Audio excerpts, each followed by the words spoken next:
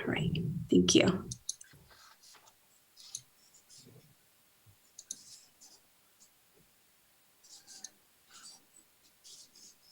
Good evening. Due to COVID-19, this meeting will be conducted as a Zoom webinar pursuant to the provisions of the Governor's Executive Order N-2920, which suspends certain requirements of the Brown Act. This meeting is being webcast on Comcast TV channel 15 and live streamed on the city's YouTube channel at https://www.youtube.com/user/City of Hayward and on the city website at https://hayward.legistar.com/calendar.aspx.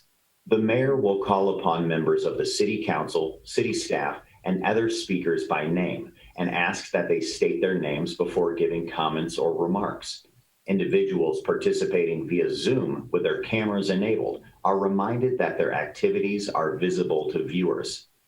City council members and members of the public participating by Zoom wishing to speak should use the raise hand feature, and the mayor will call upon them at the appropriate time.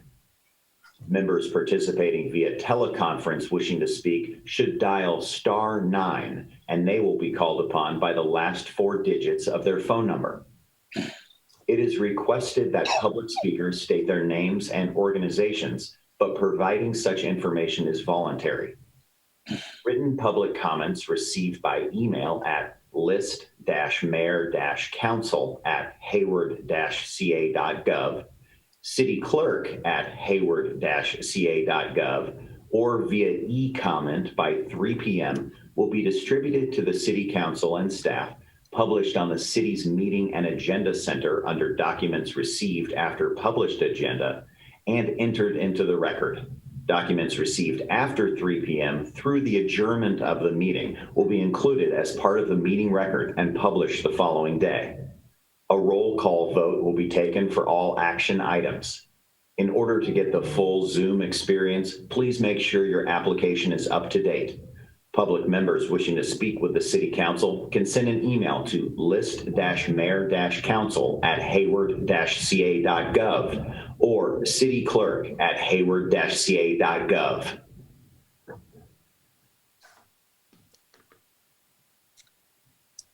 Thank you and welcome everyone to this meeting of the Hayward City Council. I will call this meeting to order and ask Councilmember Andrews to lead us in the Pledge of Allegiance.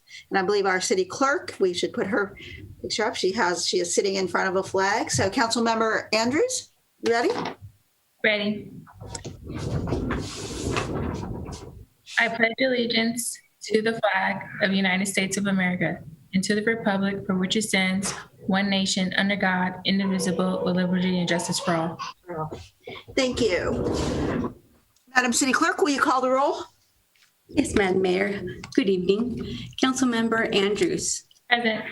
Councilmember Lamnin. Present. Councilmember Marquez. Present. Councilmember Salinas. Present. Councilmember Wahab. Here. Councilmember Cermeño. Present. Mayor Halliday. Here. Thank you. All right, thank you. I will now ask our city attorney, Mr. Lawson, to give us the closed session announcement. Mayor and Council, the closed session convened at 5 p.m. One item involving pending litigation was not discussed and will be discussed after the regular meeting later this evening. There was a discussion regarding labor. There were 2 items discussed. The council gave direction to the labor negotiating team. Otherwise, there's no reportable action. And then the council discussed property-related items. Please refer to the posted closed session agenda. Council gave direction to staff, but there is no reportable action.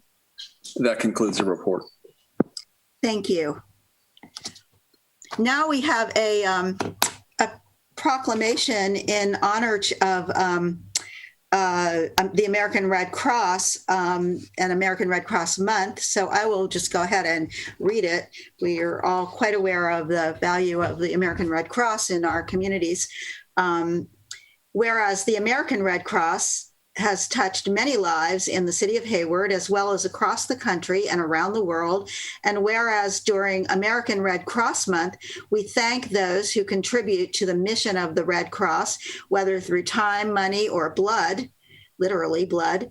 And we invite others to support the Red Cross in helping people in need down the street, across the country, and around the world. Whereas the American Red Cross is synonymous with helping people and has been doing so for more than 140 years. Throughout the past year, the American Red Cross launched hundreds of disaster relief operations in the United States to help people affected by fires, floods, hurricanes, and tornadoes. Whereas in the city of Hayward, the American Red Cross Bay Area chapter works tirelessly through its nearly 7,300 volunteers to provide support when disaster strikes, when someone needs life-saving blood or the comfort of a helping hand. It provides 24-hour support to members of the military, veterans, and their families, and provides training in CPR, aquatic safety, and first aid. And whereas in the past year, the American Red Cross Bay Area chapter helped more than 1,563 families with temporary housing, clothing, food, and mental health counseling during 824 local emergencies. The chapter trained more than 93,183 people in life-saving CPR, first aid, water safety, and preparedness education. The Bay Area chapter provided emergency communications, counseling, financial assistance, and a caring presence to more than 1,000 local military families. The chapter supported many Bay Area hospitals, providing them with nearly 100,837 units of red cells, platelets, and plasma to patients in need. And whereas through the Pillowcase Project and the Home Fires campaign, 6,265 local individuals and families received fire prevention training, supplies, and/or smoke alarms. And whereas for nearly 100 years, the United States presidents have called on the American people to support the Red Cross and its humanitarian mission, our community depends on the American Red Cross, and because it is not a government agency, the Red Cross depends on support from the public to continue its humanitarian work.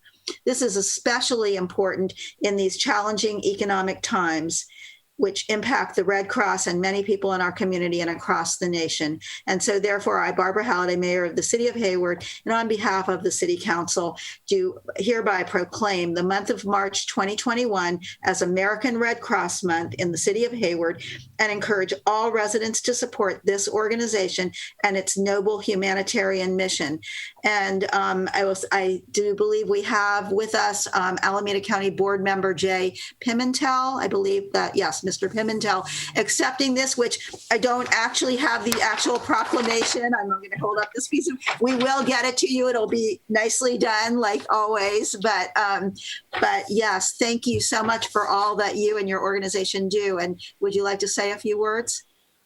And I can be very few words because you read such a lengthy proclamation with all the details and facts and figures that I would otherwise add. But just to bring it home on a couple of things, this is annual March Red Cross Month has been annually since 1943 when it was first proclaimed, longer than any of us were alive. So grateful to have this honored again this year in the city of Hayward, where I think I mentioned last year when I was here that my great-grandfather served on the first city council of back in the 1850s, Jose Pimentel. Yes, I remember. The 5 original city council members. And so it's great to be here. In terms of responding to fires, which we do on one by one, we're averaging about 1 per day in the county where we are sending out our volunteers to help. We hope that our fire prevention programs are helping to cut that down in the future, but we're happy about that. And you mentioned the blood services. One of the things that's interesting during COVID is that we are able to identify blood that's donated from someone who has recovered from COVID. hospitals are very hungry to get this convalescent blood, they call it, because it is a very effective treatment for those who are seriously ill with COVID. So we encourage blood donations to continue, and most people aren't aware of this extra aspect of it that's done there. And I'd encourage you, if you don't have them already, to look at the Red Cross mobile apps that are available. They're about earthquakes, about first aid, about preparedness. They are really wonderful apps and great things to have handy when you might need something in your hand to help you in a case like that. So thank you for the proclamation, Your Honor. Mayor Halliday, we are grateful for the support we receive from staff in Hayward and for the coordination we do when there are disasters on a wider scale where we need to respond. Thank you for the opportunity and for the honor to the Red Cross, and thank you for your service, each and every one of you.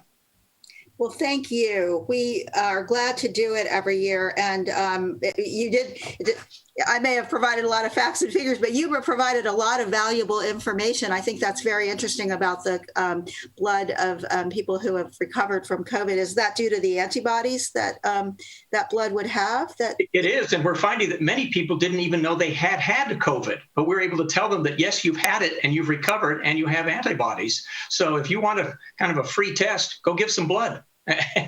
and you not only help someone in the hospital, but you'll get a report as to whether you may have had asymptomatic COVID and have survived it. Wow. Okay. Well, thank you so much. We're glad to have you here in this virtual meeting.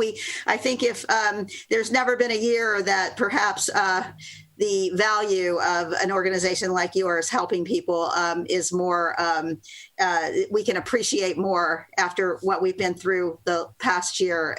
We're definitely glad you're there and continuing to serve our community. And we look forward to seeing you again next year when we do this. Thank you. Hopefully it will be a better year. Thank you. Okay, and now also we have another, before we go into regular public comments, we have not on the agenda, but a speaker that I'm going to introduce. He is our poet laureate, Bruce Roberts. And, you know, he writes poetry a lot, and a lot of it is about our city. And I will say, we just honored the Red Cross, and Mr. Pimentel shared that it is 140 years old. Hayward is even older. Hayward just recently, in the past, when was it, Council Member Zermino? A couple of days ago, or... No, it was last week sometime, wasn't it? The 11th of March. Yes. Okay. The 11th of March celebrated its 145th birthday. And so we thought it would be very fitting, since our poet laureate, Mr. Bruce Roberts, has written a poem about Hayward's birthday. I asked him to come and read that poem to us this evening. So without further ado, our poet laureate, Bruce Roberts, please go ahead. And you are muted, so you better unmute yourself and start that poem over. Thank you. Oh, you don't want to have it lip read. Oh, okay. Well, yes, I have a poem about the Hayward birthday, and the one to blame for this really is Councilman Zermino, because he instituted this a few years ago. He said, we're having a celebration and a cake. He offered me cake. So I wrote a poem. Hey, how can you go wrong? Anyway, 1876, 100 years after the birth of the nation, Hayward got its start. It was incorporated as a city. Cartwheels and somersaults. Happy Hayward birthday. A birthday for a city is different. A cake may arrive, but a city can't plug its ears over happy birthday to you, always off key. Make an eager wish for its future. Slice up that scrumptious cake. Rip colorful paper from packages wrapped and leap for joy over the perfect gift. No, city celebrations depend on the people now, gathering in thanks for the place they call home, and the people of the past, whose mountain of memories, whose lasting lifestyle, through the good and the bad, form the foundation of modern life. The party then must have them all. Today's folks, grateful for what they have, and yesterday's folks, spirits joyous at the continuance of their once loved home. Swirling then through current consciousness, dance the Ohlone, living in this paradise for 10,000 years. De Anza, exploring, discovering for Spain in 1776. Jedediah Smith, famed mountain man, grazing his horses by San Lorenzo Creek. Guillermo Castro, the land grant holder of acres and cattle by the thousands. The lone tree lovers linked forever in a cemetery. William Hayward, name and hotel, centering all. William Roberts, no relation. Ships traversing the bay with Hayward harvests. Mount Eden and Russell City are bayside breadbaskets. Railroads and streetcars and salt ponds galore. Duck hunting the bay, trout fishing the creeks. Hunt's Canneries, tomato soup, once everyone's summer aroma. And Hayward Union High School, uniting the whole town for half a century. Before Chabot, before Cal State Hayward, pushed Made in Hayward to the 21st century. Here we stand then, wishing Hayward, heart of our bay, our jigsaw storehouse of past and present memories, a backslapping, high-fiving birthday for centuries to come. Thank you. Thank you, and happy birthday, Hayward. Happy birthday. All right. And thank you for coming and presenting that to us tonight. We appreciate it. It was fun. All right. So now we are going to move back to our agenda, and I'm going to, we have a change, and I'm going to ask our city manager, Ms. McAdoo, to talk about that. Thank you, Mayor. I wanted to request that we continue the police department purchase of the drones or the unmanned aerial vehicle item from the consent calendar, and to allow the chief and I to find a different date to bring it back due to a major incident that they are working on today, and a press conference that was recently held. The command staff is unavailable to answer questions this evening from the council. So with the council's blessing, we'd like to bring that back at a different date. All right. Are there any, council members who object to that? Seeing none, that would be item number 7 on our consent calendar. Actually, we will be removing that item from the agenda this evening and bringing it back at a future date. I think actually, Mayor, it's item 8. Yeah, it's item 8. Yes, you're right. It is. Sorry. Yeah. Sorry. Yeah, item number 8. Yeah. But on the consent calendar. Okay. So with that, we're going to go back to public comments. And Madam City, I'll turn this over to the city clerk to recognize any requests to speak that we have. Thank you, Madam Mayor. The first speaker goes by West Bay MGT. Please go ahead.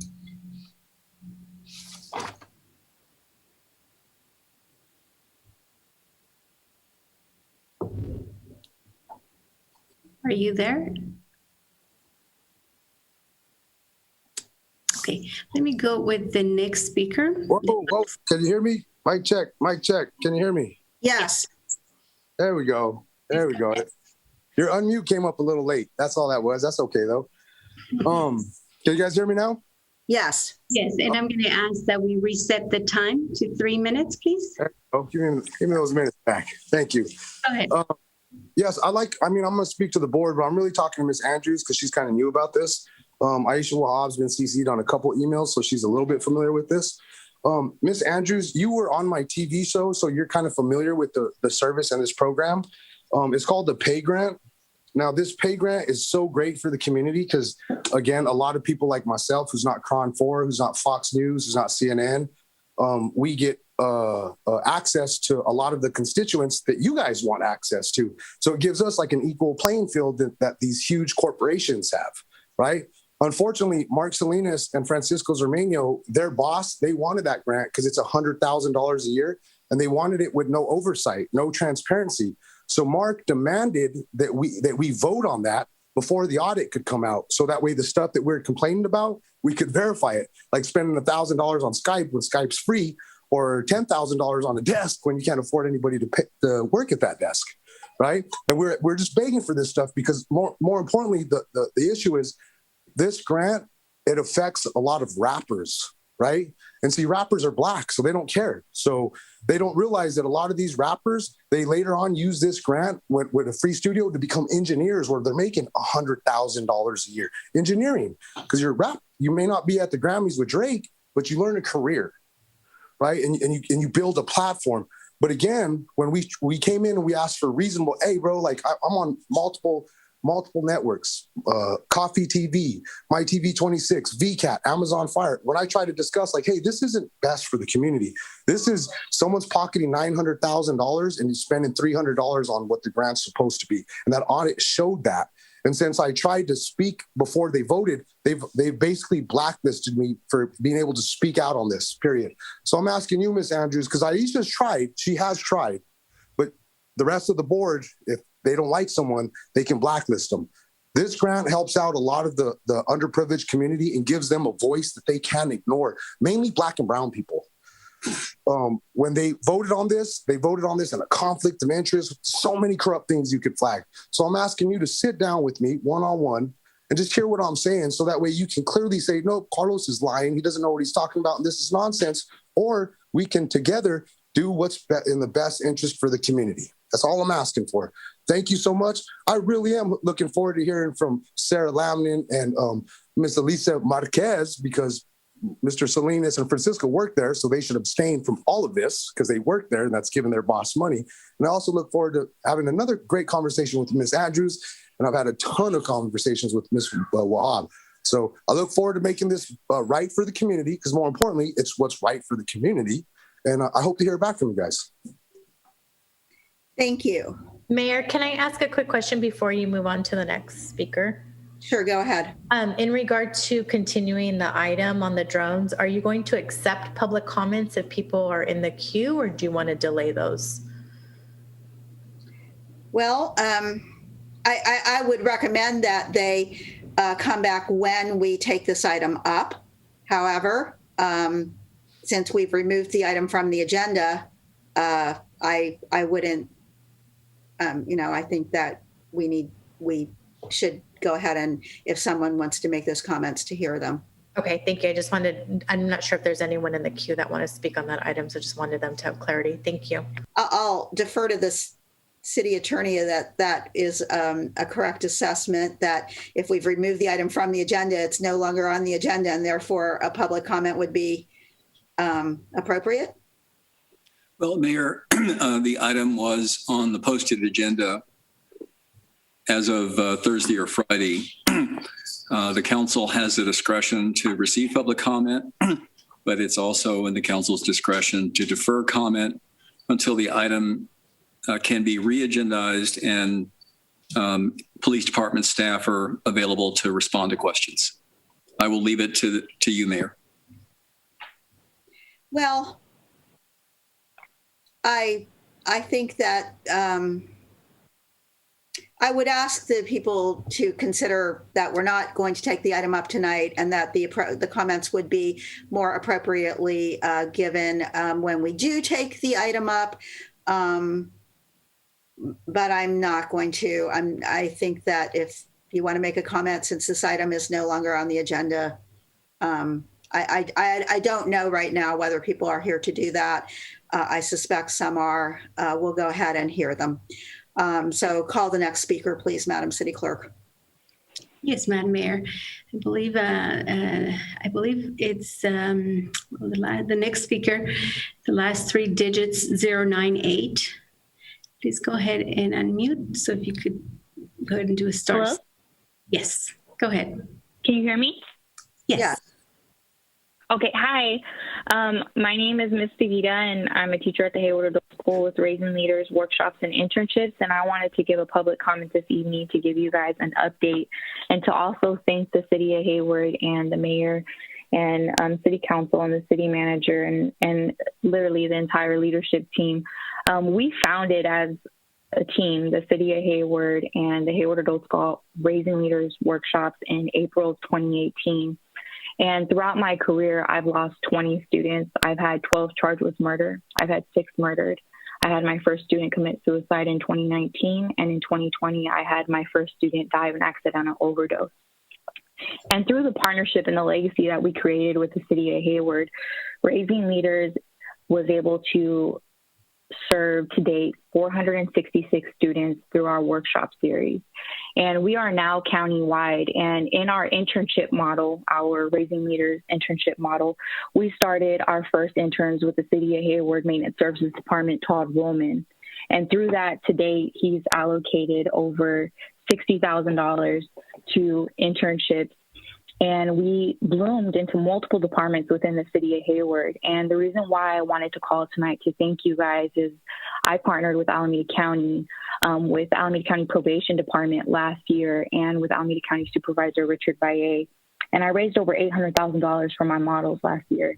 And I'm countywide now, and I'm serving every single city in Alameda County. And they are following the model that we created here in the city of Hayward for our children that are most at risk within our community. And so often we're not able to speak about it, but we have our data, and I'm just extremely proud of the children that we're serving, that are children from low-income communities and that are most at risk attending alternative education schools throughout Alameda County. And now on April 6th, I'm going to close $1.1 million in funding.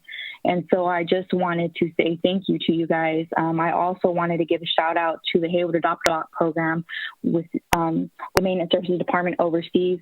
For the Streets Department, Rodney, Johnny, the Traffic Division, Tony, Armando, Giovanni, Vernell, the Measure C crew, I have adopted 37 blocks in the city of Hayward to continue to maintain our community and to be the change that we want to see. Because so oftentimes, so many people just speak and speak and speak, and they have no facts to back them up. And what we have is we have a legacy, and we are changing these children's lives. So I'm thankful for the Hayward Adopt a Block program. I'm thankful for all 37 blocks that I've adopted in South Hayward in honor of the children that I've lost in the areas that their single-parent households still live in. And so we will continue this legacy. And I'm just so proud to be part of Hayward. I got kicked out of Hayward High, and now I'm a teacher in Hayward Unified School District. So thank you for this, and thank you, the city of Hayward. You. And thank you for the comments. And yes, and we really appreciate the work you are doing here in the city. And I look forward to seeing you later this month and for a presentation to your group. Thank you, Davida. Okay, our next speaker is, I think, is Selena McManus, correct, Madam City Clerk? Okay. Yes, Madam Mayor, that's correct. Hello, can you hear me? Yes. Hi, good evening. I know the item about the drones was pulled, but I still wanted to bring it to your attention because, like you, I am spending my evening concerned about the citizens of Hayward. So first and foremost, I just want you to know that we do know that a Hayward police officer murdered yet another resident or citizen in Hayward. So we will be keeping a close eye on that. Secondly, I want to remind you that Hayward PD is murdering on a lonely land. They want to use drones on a lonely land to violate the citizens, and it's something that we can't stand for. We don't have a trust built with Hayward PD, and they keep violating that every day. So we will look out for the drones on the agenda again, and hopefully it won't be pulled last minute. So thank you. That's all I have to say. Thank you. Our next speaker is Alexis Villalobos.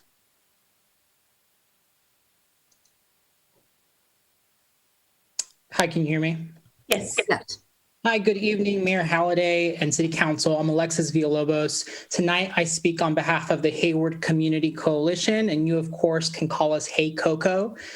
We formed out of protests. We created Hey Coco to organize for change necessary after George Floyd's murder by police, by violence funded by his own city council. Our founders met in Hayward streets saying George Floyd's name, here where we also said the name Agustin Gonzalez. We already knew what no justice meant before we knew George Floyd's name, so the call across the country to defund the police landed in Hayward on ears fed up. We responded to that calling with 7 demands to City Hall and heard back talk of change. Staff reports, council member speeches, citywide survey results all seem to agree. Reimagining public safety is a top priority. Translation, change to Hayward policing is top priority. This time, you said, change would be informed by community conversations. All of Hayward, you promised, would participate because you understood policing is worse for some. And that change would account for the ways that state violence, surveillance, and incarceration relate to race, gender, and class here in Hayward. In the police chief's report to council to recommend that you authorize the expansion of the police department to include police drones, he said, and I quote, it would transform law enforcement at a level not seen since the introduction of body-worn cameras, end quote. Before I continue, a brief definition from the Institute of Local Government. Consent calendar. Many local agencies have a section on their agendas labeled as the consent calendar. Items on the consent calendar are generally non-controversial items that do not require much, if any, discussion. The consent calendar allows decision makers to group such items together under one heading and decide them at once. Why was major change to the police department on consent calendar? Not once, twice. First in December, again tonight. Both after the murder of George Floyd. Both times after Hey Coco 7 demands. Both times in the midst of what City Hall calls its public safety community outreach project. Hey Coco stands firmly opposed to Hayward Police acquiring drone surveillance technology. Hey Coco's original demands, demand number 3 says, quote, demilitarize the police, ban HPD from purchasing any riot, military, and surveillance equipment, including software, end quote. As you know, Hey Coco submitted a joint letter opposing the police drones signed by 14 local community organizations, along with a petition against police drones signed by over 500 individuals in the span of just 3 days. Those documents speak for themselves, so I yield my time. Thank you. Our next speaker is Mike Katzlakob.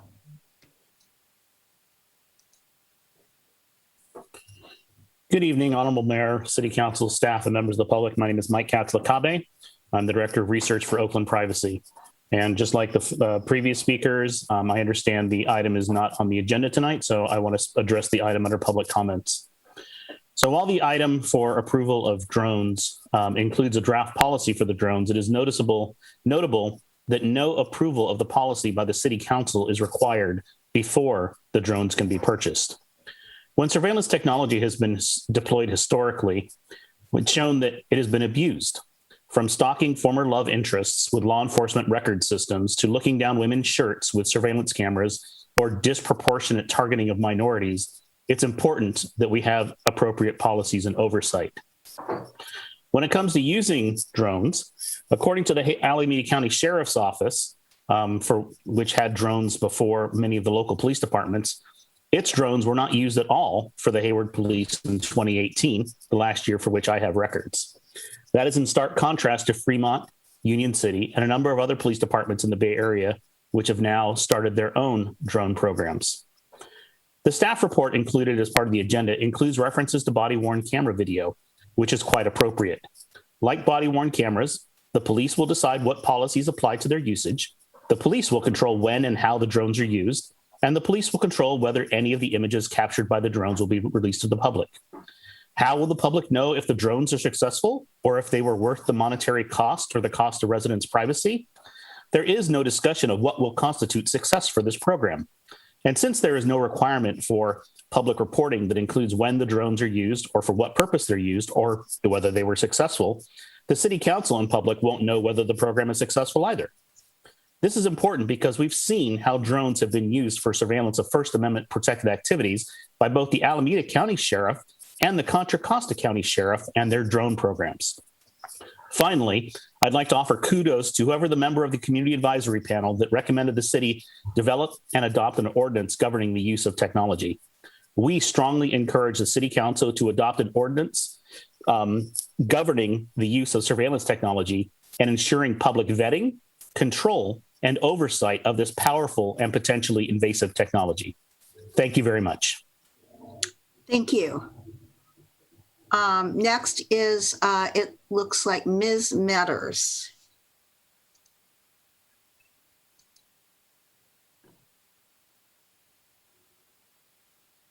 Let's go ahead and unmute. Okay, thank you so much. All right. First of all, I want to thank Ms. Chan for setting me up. This is my first time coming to the meeting, and I thank her so much. I'll be brief. My main concern is after COVID was lifted, I enjoyed myself walking out to get me a cup of coffee at Nation's Burger, and I found that the homeless situation is just devastating. Even if we open up businesses, those people who have businesses, the homeless are just invading. I mean, It's an eyesore. Yeah, eyesore. But my main concern is that I've never seen it this way before. I believe that if you let one come in, you'll have more come in. So my main question is to the city manager is, how can I help? Or what can we do with the situation? Have you finished your comments? Yes. Okay. And I will ask the city manager if she wants to respond. Sure. I appreciate, and we've gotten a lot of concerns from the community about the increase in the city's unhoused population and encampments that have shown up. The county health officer, as part of their order through the COVID-19 pandemic, has basically directed that homeless encampments are not removed or individuals are not relocated from their homeless encampments during the pandemic to help prevent the spread. So we've been struggling to balance the health and safety of those individuals who are living in encampments with the sort of health and safety and cleanliness of our city streets. And so that's a constant struggle. There are certain exceptions if there's a fire hazard, if there's safety concerns or blocking of public access. I think there are some exceptions to when we can clear, basically move homeless encampments along and help to relocate folks to other locations. We have now, just in the last 2 weeks, opened annex to our homeless navigation center at the Vagabond Inn, which that was the other unfortunate side effect of COVID, is we had to reduce the bed capacity at our navigation center by 50%. So we weren't able to serve as many homeless individuals, but we've now gone back up to, I think we're basically back up at full capacity with the Vagabond Inn rooms. And so we will be hopefully moving some folks, more folks into those rooms. Of course, we don't have nearly enough beds to accommodate everyone who is currently on the streets, and not everyone who is on the streets is eligible for the navigation center program. So we do try to make those accommodations as much as possible. So hopefully with some of the new federal stimulus dollars that are coming in, we'll be able to maybe expand some of that temporarily to help create some more bed spaces, shelter bed spaces for homeless individuals. But we will be coming back to the council with some different ideas and options around that. So appreciate the concerns, and it is a concern for all of our city staff members as well. We don't want individuals to be out on the streets, and we don't also want to have the concerns from the community about cleanliness and safety and that have come up. So I appreciate the comments. Thank you. Okay, our next speaker is Jesse Gunn. Hello, can you hear me? Yes.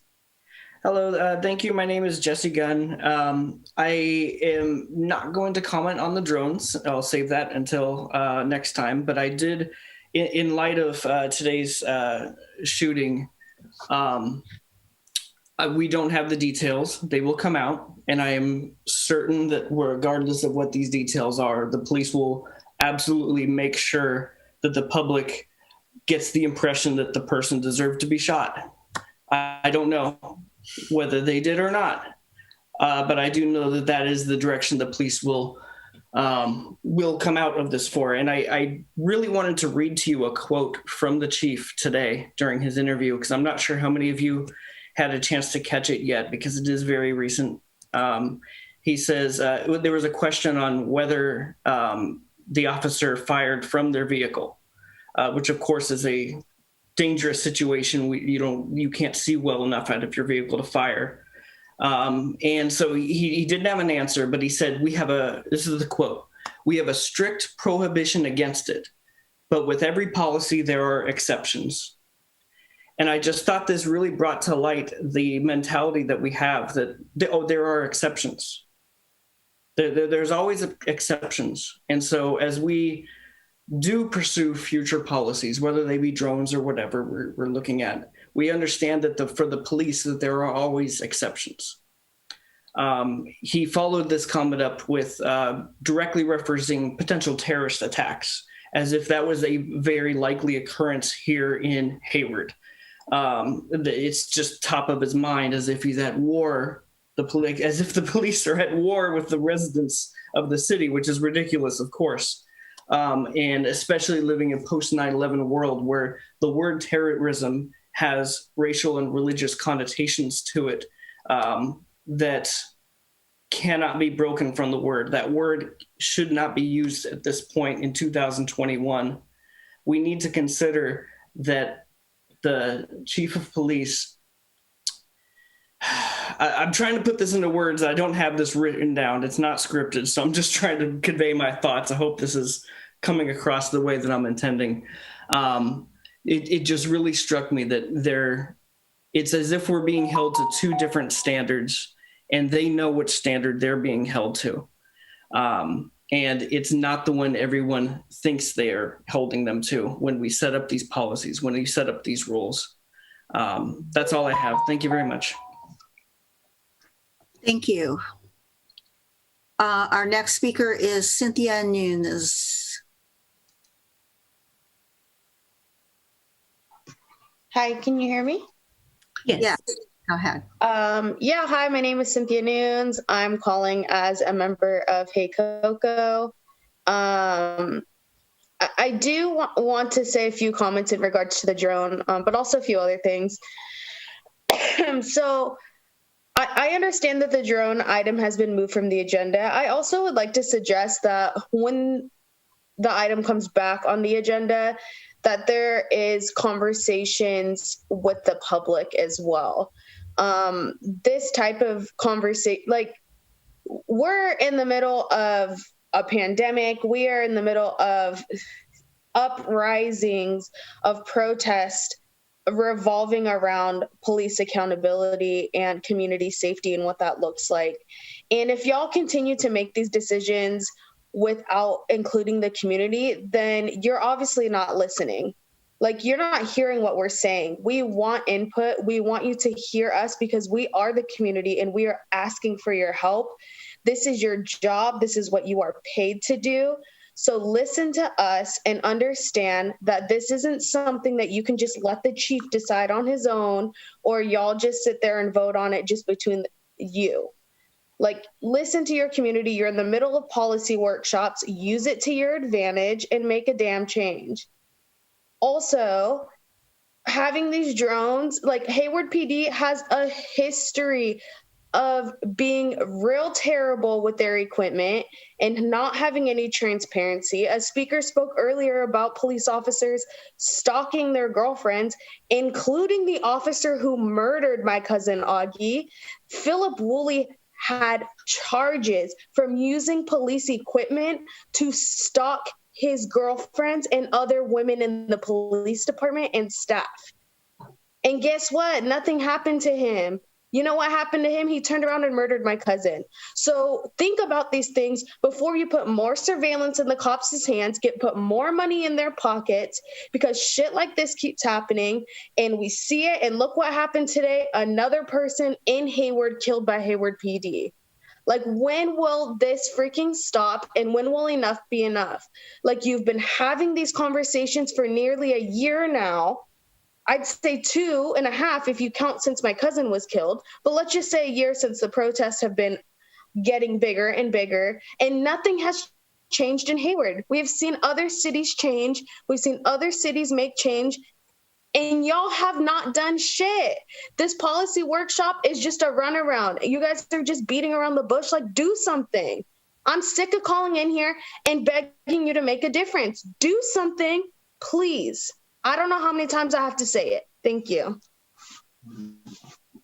Thank you. Our next speaker is Pamela. Hello, Mayor Holliday and fellow City Council members. My name is Pamela Lowe, and I've been a resident of Hayward for over 20 years. My comment is for the item 8. Hayward Police Department's attempt to purchase drones undermines the conversation around racial justice that has emerged since the Black Lives Matter movement first gained national attention, a movement which many of you have expressed for. The purchase of drones for HPD use is not in alignment with these calls of the movement nor the Hayward community. Thank you, and I yield my time. Thank you. Our next speaker is Lacey Amadai.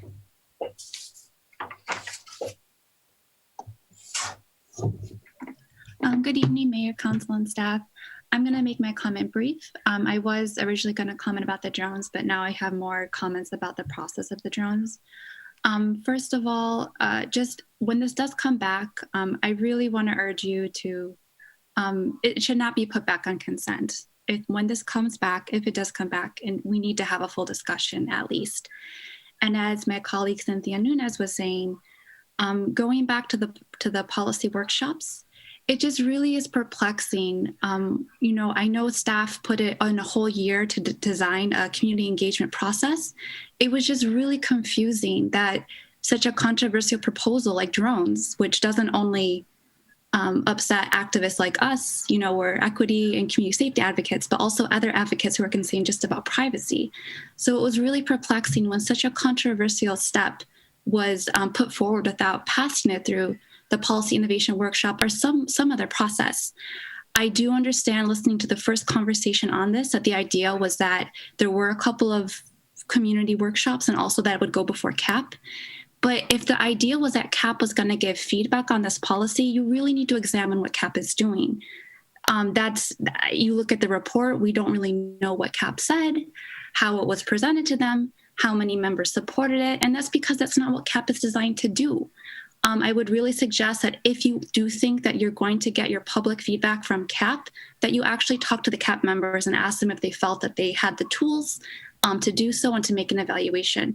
Because based on everything I could put together and those who I could speak with, that's not what happened, because that's not what CAP is designed to do. It's, as it was created, it's not designed to be a policy recommendation body.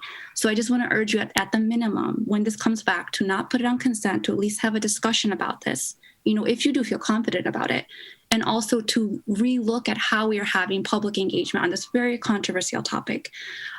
Lastly, kind of related to all of this, I did watch the council retreat, and I just want to say that it really was encouraging to hear from the work from staff for all that is going on to put an equity lens on all the different components of the strategic roadmap and other plans. I just really want to urge staff and you all to think about how that can be put in a specific way. Just as in other plans, there are metrics and actual actionable goals. I really want there to be that for community safety issues. Now, I know it hasn't been documented, but many of you, probably the majority of you, have said in different points in time that you are starting to support the idea of reimagining community safety. You know, that's a demand from the activists. I really want to ask you to please think about a way to actually put that in an enforceable words, because we want to see you actually reimagining community safety. And right now, this kind of has me concerned that we're not off to a good start. So thank you. And please consider Cynthia's comments. Those are very important. Thank you. Our next speaker is George Syrup. Hi, can you hear me? Yes. Great, thanks. Hi, everyone. My name is George. I'm a member of the Hayward Community Coalition, also known as Hey Coco. I just wanted to quickly respond to the comment regarding what to do about our unsheltered neighbors. The aesthetic discomfort we feel pales in comparison to the difficulty of homelessness. I felt shocked hearing someone refer to our unsheltered neighbors as eyesores. It's dehumanizing behavior and feeds into a culture of classism against poor people when we need to be fighting poverty. And while I appreciate the city manager's response to the comment, building more navigation centers and more annexes are not solutions, those are Band-Aids. In January, the Austin, Texas City Council bought a hotel and converted it into permanent housing for more than 80 unsheltered residents with wraparound services. Now that's a solution. And the way they achieve that solution is by reallocating a portion of their police budget into these housing services for the underserved community. So when Hey Coco brings these demands about reinvesting funds from the police department into the community, there are clear visions all around the country about what that could look like and how it can actually solve the problems that are facing our community today. The amount that we asked for is a similar amount to what the Austin City Council spent on acquiring this hotel. So if you're looking for a solution to housing and housing our unsheltered neighbors, it's right there in front of you. It's really up to you and whether or not you want to take action. So in these conversations about drones, which I know is not on the agenda for tonight, think about what that money could be going towards instead of surveilling your own residents, especially many who are undocumented, and especially by police officers that already have a track record of abusing their power with the tools they already have.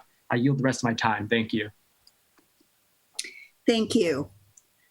The next speaker is TJ, I believe. Yes, I believe that is the case. TJ Hayward. Go ahead. Hi there. Hi, it is TJ with Hayward Concerned Citizens. I just wanted to respond to the frustrations expressed by Hey Coco.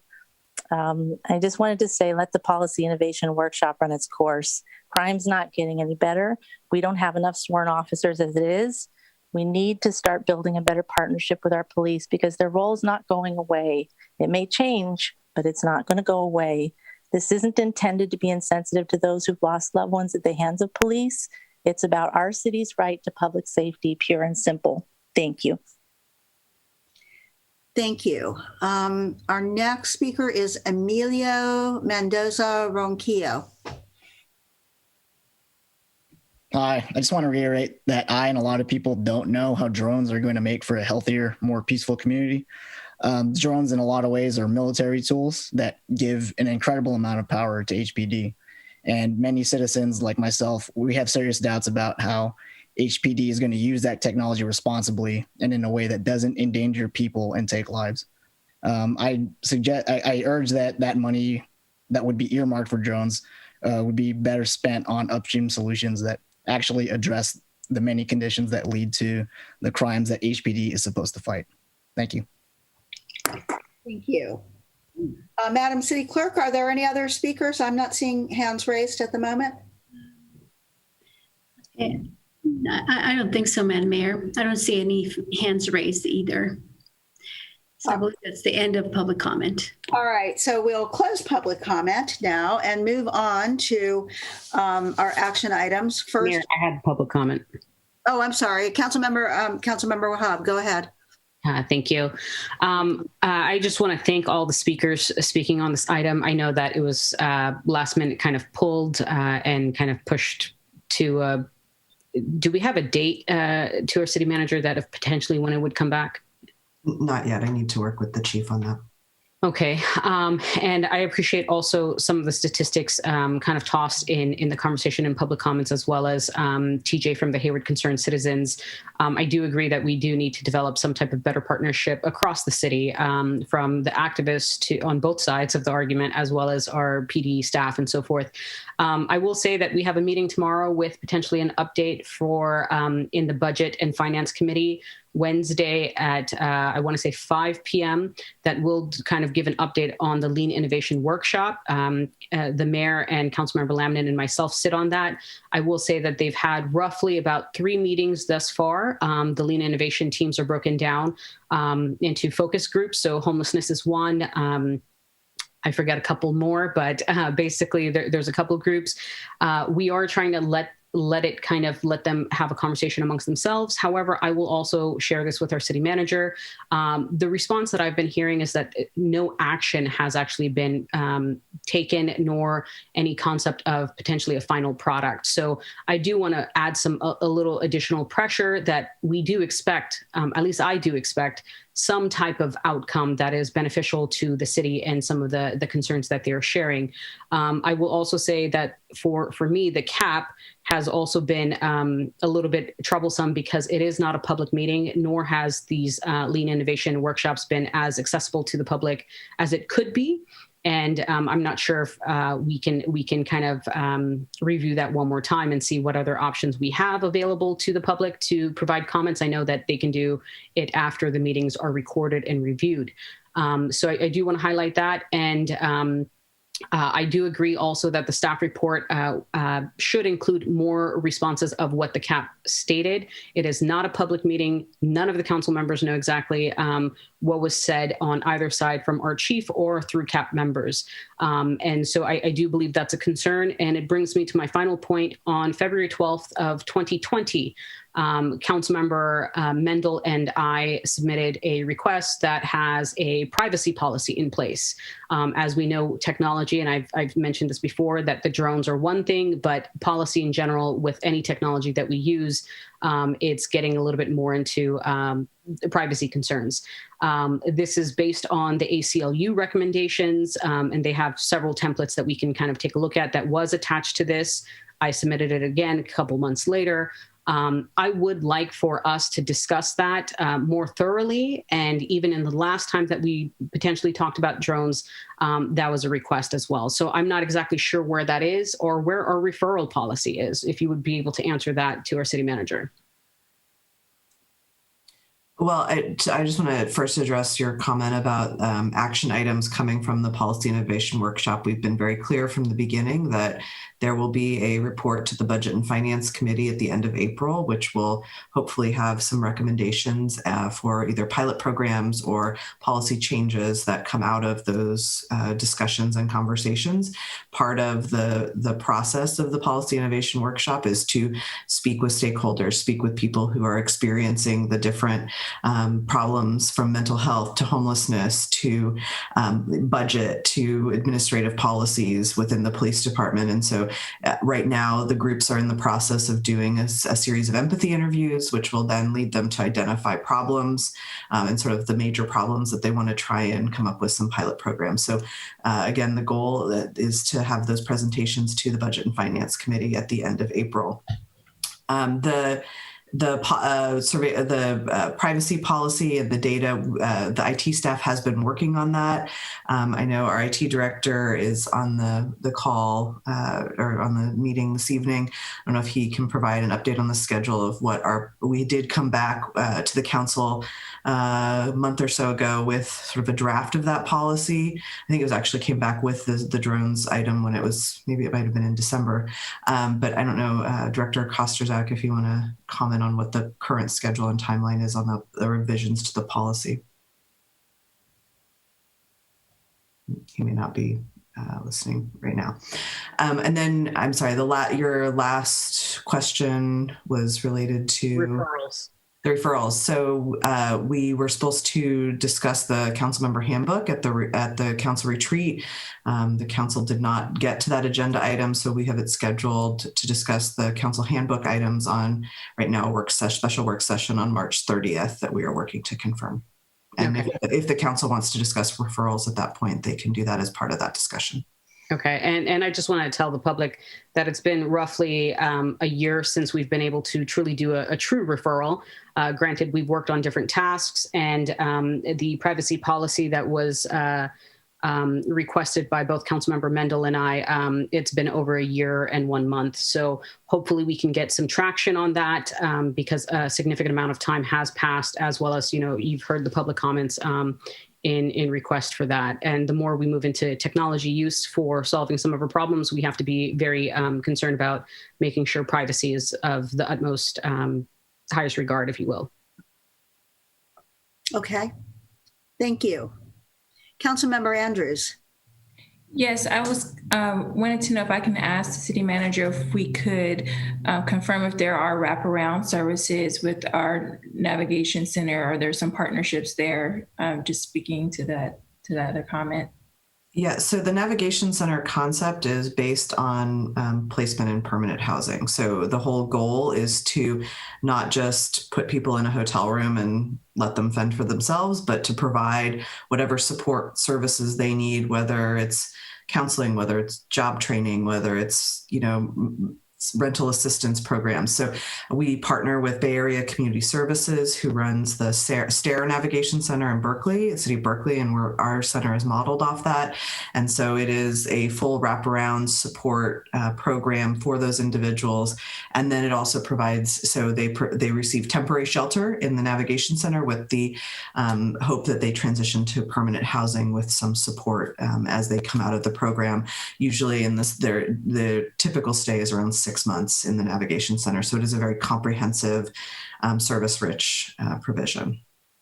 Okay, I just wanted to clarify that. And do you know if we will be able to not have the previous consent agenda item 8 to be on the regular agenda, not Yes, on?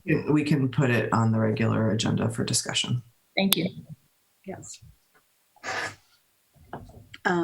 Yeah, I think that needs to be on. It needs to be on as a regular item. Obviously, there's a lot of interest, so thank you for that.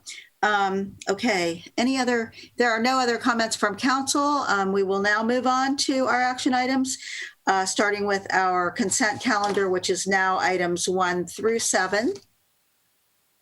Is there anyone who would like to pull any of those items off, or any member of the public who would like to pull any of those items off? And if not, I'll move on them. So, okay. Motion to, I did want to pull off. sorry, which one?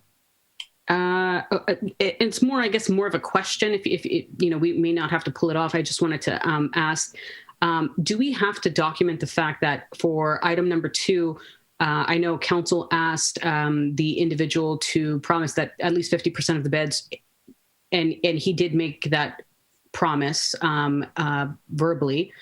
Do we have to document that? What do you mean? Where? Just for the Covenant House project.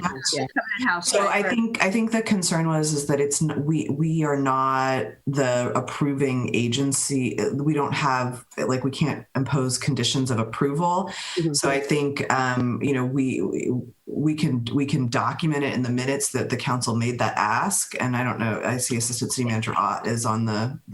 And the reason why I ask is because he did promise, if not even 50%, that he would at least, within a day or two, then obviously he would go the traditional route. But, that was obviously something that we were very interested in, Councilmember Marquez in particular. So. I was just going to say is we've already talked to the county. The county doesn't have a problem with that. I don't think there's a need to document it. I think we are all working towards that goal, and we should be able to achieve that.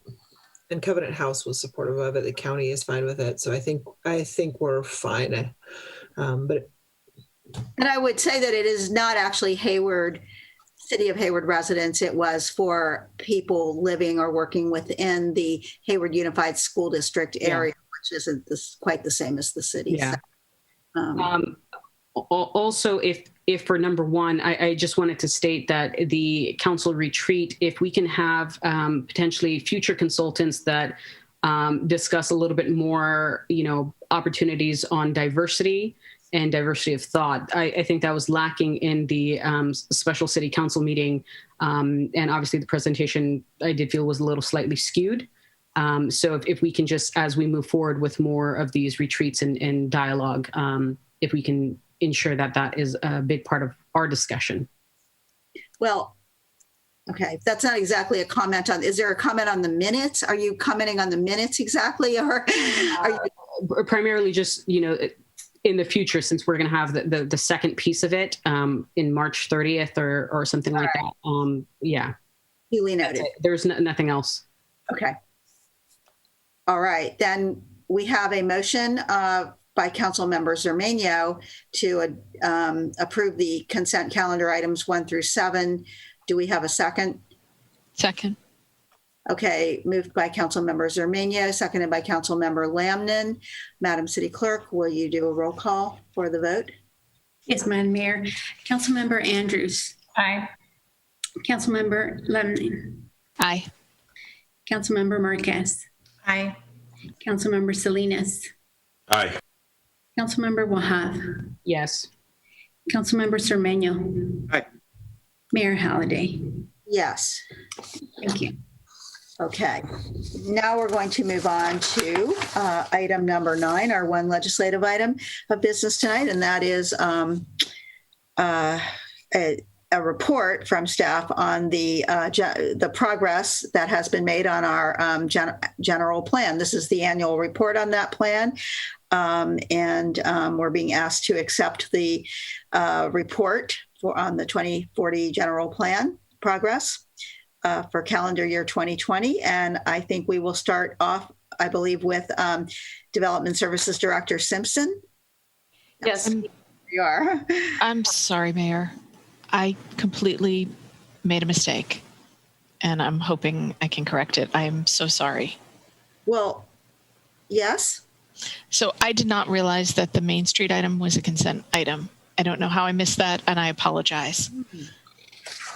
We didn't have any speakers. Did you? So I had been hoping to hear back from staff about what the staff's response was to the community requests about a hybrid, revisiting the hybrid design. And Councilmember Lamnin, I would actually support you in that request because I genuinely thought that was part of Yeah, I know that we had some emails about this, and it's item number 6. I totally see that now, and I just, I missed it. I am sorry. Is there a process for reopening an item that's already been approved and discussing it? Mayor Halliday, this is the city attorney. A motion for reconsideration is appropriate. Thank you. So I move a motion for reconsideration of the consent item. All right. Madam City Clerk, will you call the roll on that motion made by Councilmember Lamnin, seconded by Councilmember Wahab? Yes, Madam Mayor. Councilmember Andrews. Aye. Councilmember Lamnin. Aye. Councilmember Salinas. Aye. Councilmember Wahab. Yes. Councilmember Cermeño. Aye. Mayor Halliday. Yes. Yes, and apologies to Development Services Director Simpson. Hey, but hold on, I was skipped, Mayor. Oh, yeah, I thought that was short. Sorry, Councilmember Marquez. Yes, aye. Thank you. All right, that's 7 I votes to reconsider item number 6. So, Councilmember Lamnin, go ahead. Thank you, everybody. Again, my sincere apologies. Okay, so may I hear from city staff about the feedback? What would happen to the project? Are there any of the recommendations that were brought forward from the community that can be incorporated into the project? Sure. Thank you, Councilmember Lamnin. And I know Public Works Director Mary is here and is prepared to respond. We have done a significant amount of outreach with the business community, and there has been a sort of divided voice on the desires for this project. And so I think trying to sort of create a sort of compromise position where, the merchants aren't losing parking on the street, but we're also creating a safe environment for pedestrians and bicycles. So I'll let Director Amiri kind of address some of the feedback and concerns and that we've heard over the last couple of years we've been doing community outreach, and sort of how we ended on this option as the preferred option. Thank you, Kelly. Good evening, Madam Mayor, council members. In light of the comments that we have received on Main Street in the past couple of days, we have prepared a refresher presentation. Alex Tatt, who is the Associate Civil Engineer and Main Street Project Manager, is here and ready to present the PowerPoint. Alex? Sure, thank you. Let me share my screen.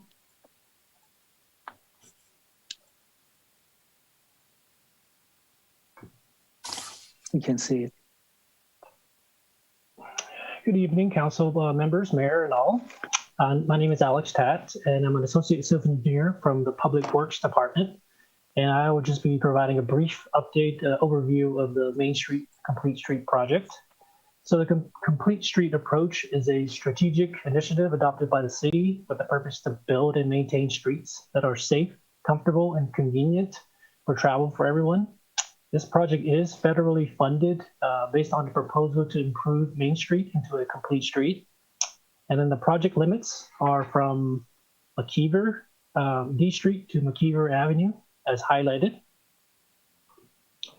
This is an existing cross section of the existing Main Street. So you have about a 10-foot sidewalk on each side with parallel parking and then 4 travel lanes.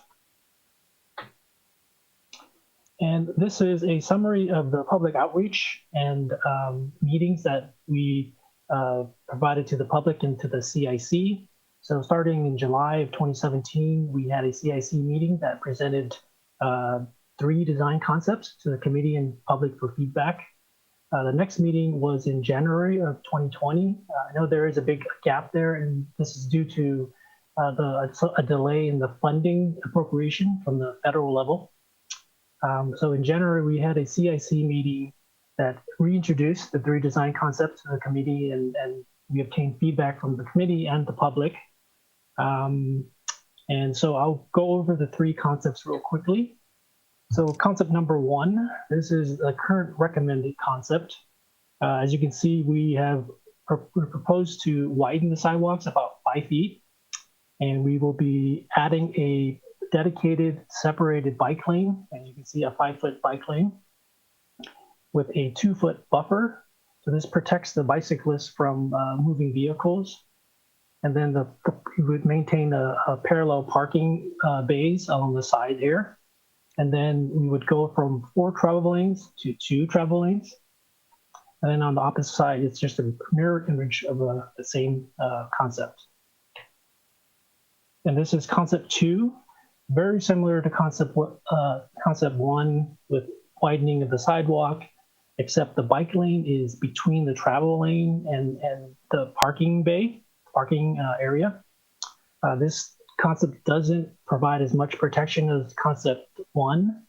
So that's kind of the main difference there. And then we introduced concept number 3. And the main difference here is that there would be parking in the middle of the street at 45-degree angles. And you still would have somewhat a usable sidewalk here. And then you have a dedicated bike lane that's separated with a bollard there. So that's the 3 concepts that we presented in the first meeting in January of 2020. So I'll go back to the meeting list here. So in January 2020, we issued public notice to the public through mailings. We mailed flyers with the meeting information and a link to the city's webpage for the project to about 200 local businesses and residents within a 300-foot radius of the project. We also hand delivered some flyers to the local businesses along Main Street.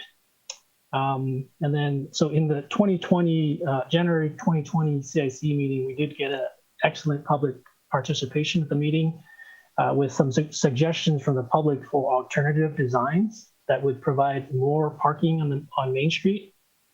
So the CIC directed staff to obtain additional community feedback, especially from local businesses, and to analyze the publicly suggested alternatives. So staff set up a virtual meeting in June of 2020 and provide notification through flyers, the project webpage, and social media postings.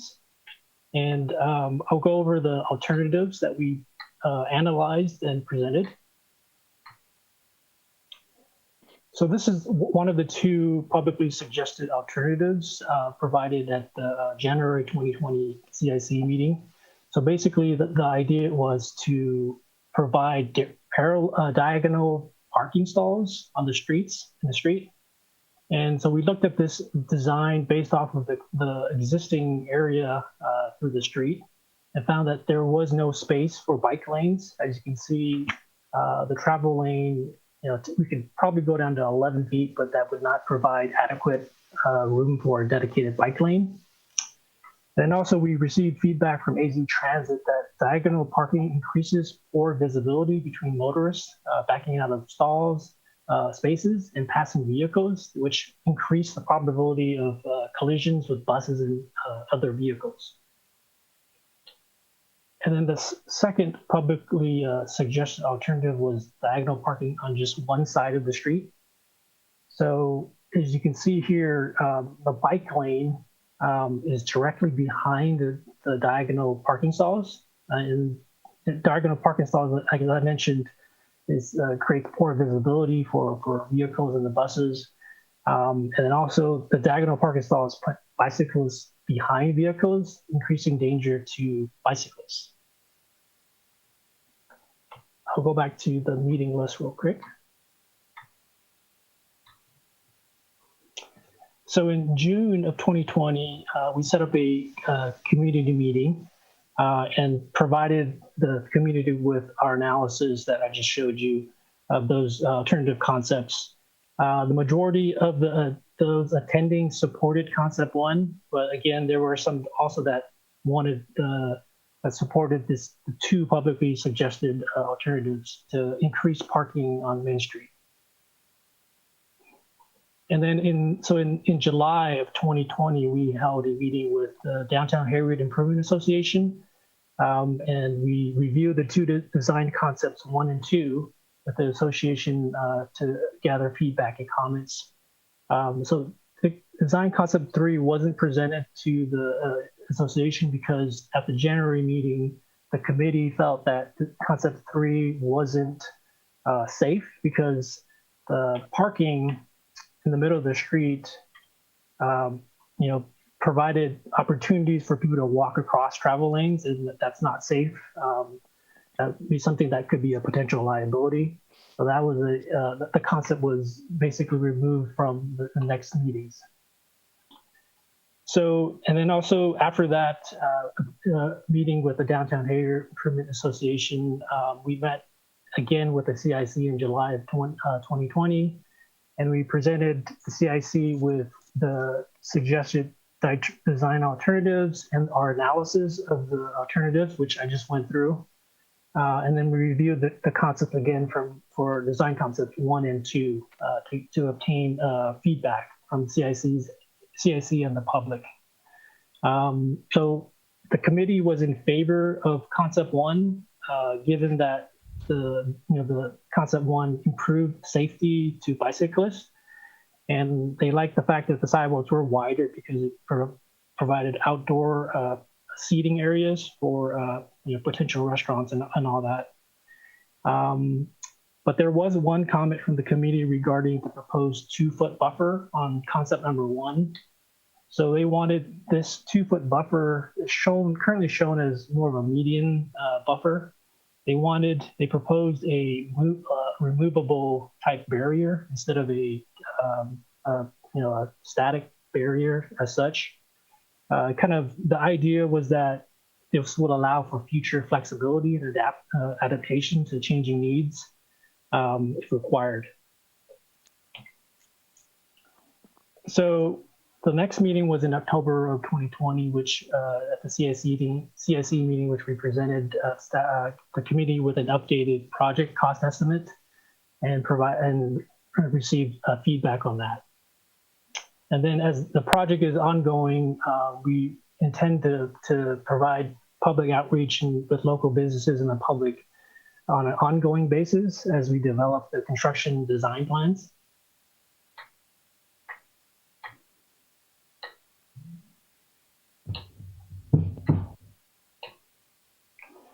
So this is just a summary of the benefits of the project. Obviously, I talked about the improvements to safety to bicyclists with the dedicated bike lanes and also the high visibility green colored lanes. Improvements to safety to pedestrians and seniors by widening sidewalks and reducing crosswalk distances, and also improving crosswalk accessibility. And also safety improvements to all with the reduction of travel lanes, which create kind of a natural traffic calming element. And then safety improvements up to all with the proposed upgrades to street lighting. And also providing wider sidewalks for additional room for potential outdoor seating and social distancing. And then overall, just visual improvements to Main Street and downtown area to attract customers to businesses out there. So these are the ongoing efforts and next steps for the project.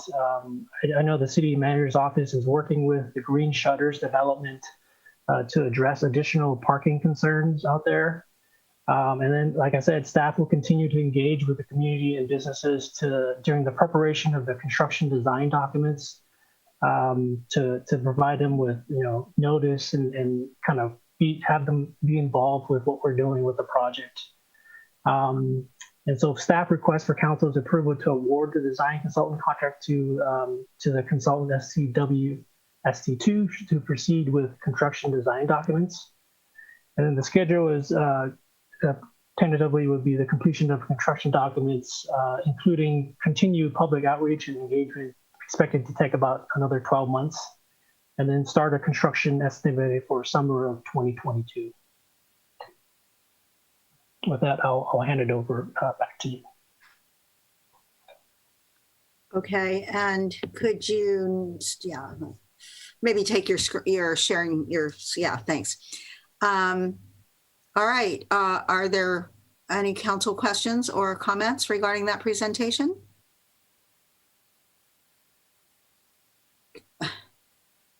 Councilmember Marquez.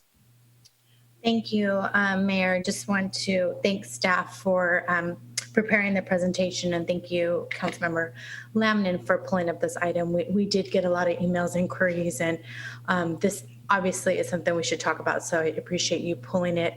I'm going to be honest, I'm very distracted tonight, and it's kind of really hard to focus on everything going on in light of recent events in our community. So I apologize for that, but I do thank Councilmember Lamnin for bringing it back up.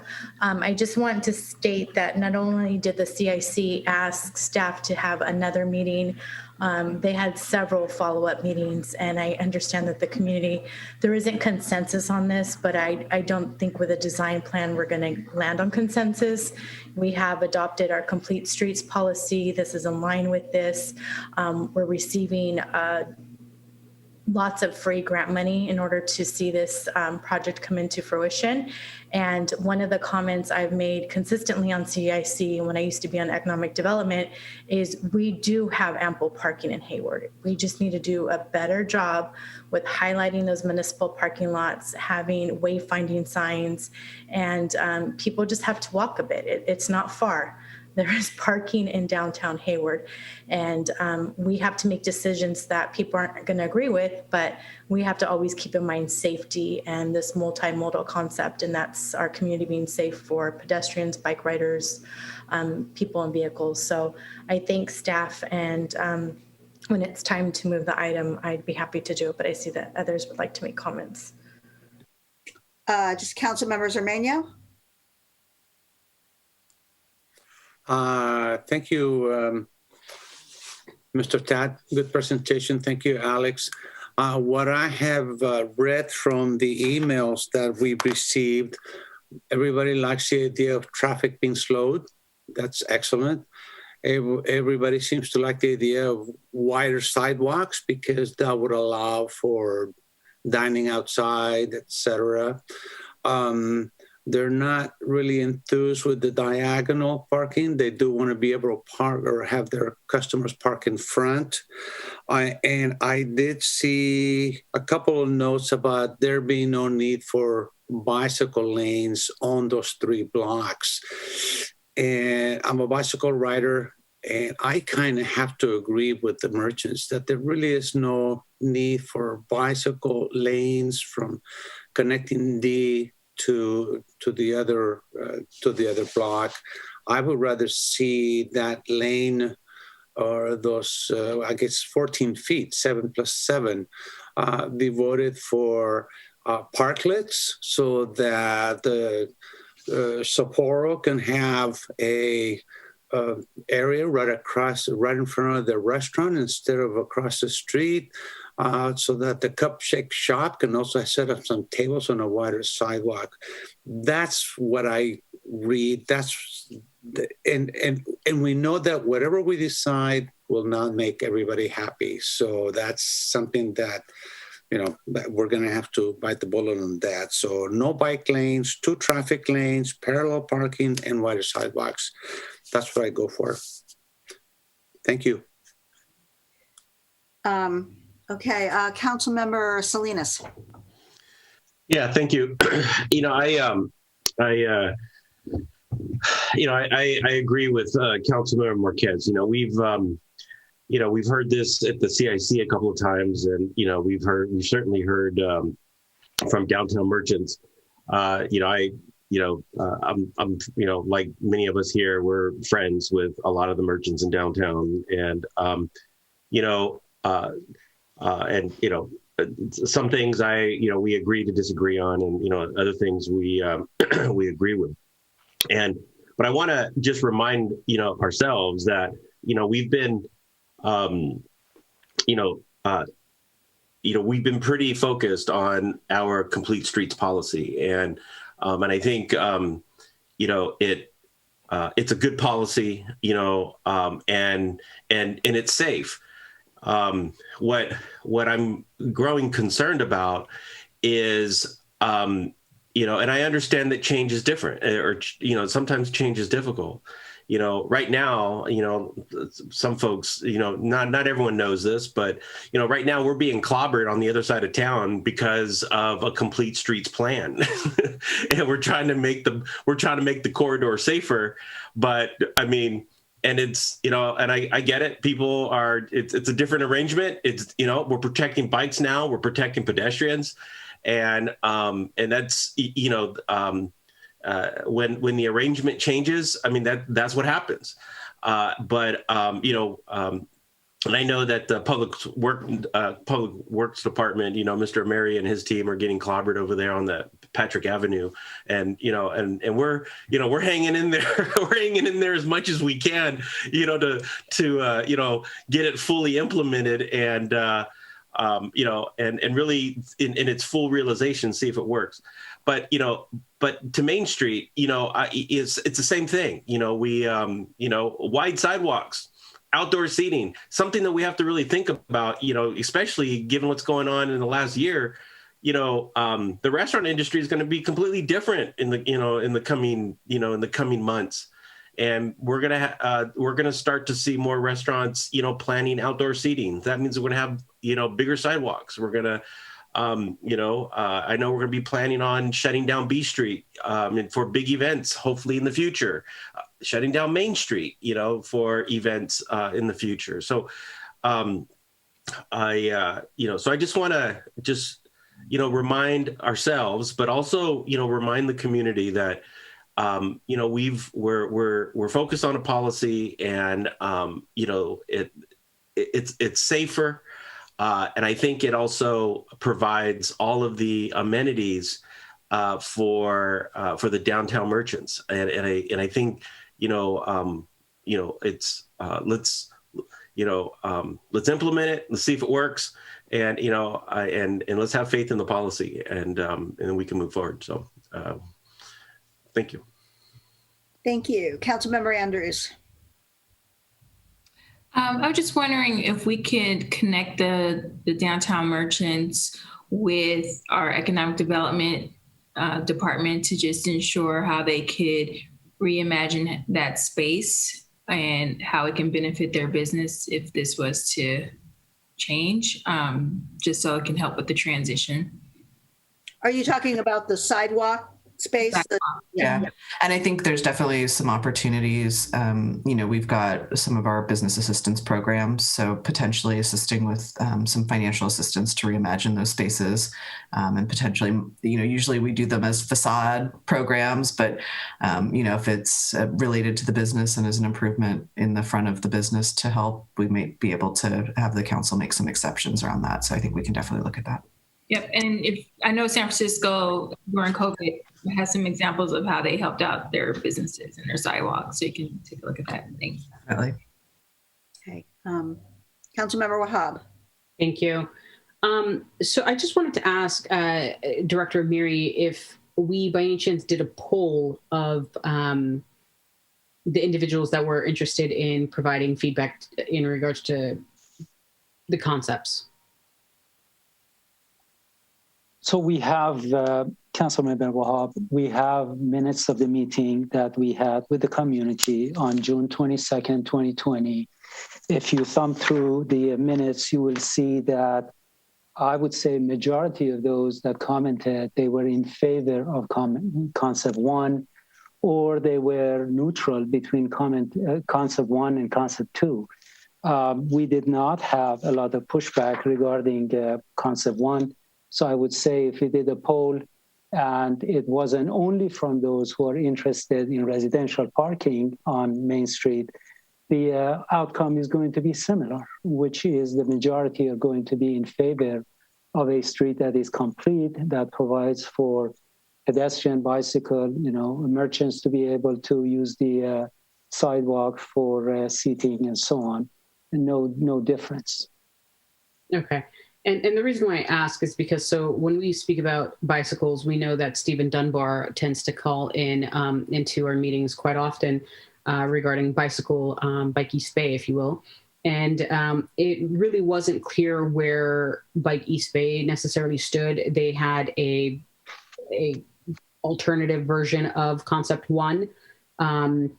Obviously, we have some of the restaurant owners on the line as well that have submitted emails as well. And then where does our chamber sit on this? So Steve Dunbar, as you mentioned, was, of course, in favor of protected bike lanes.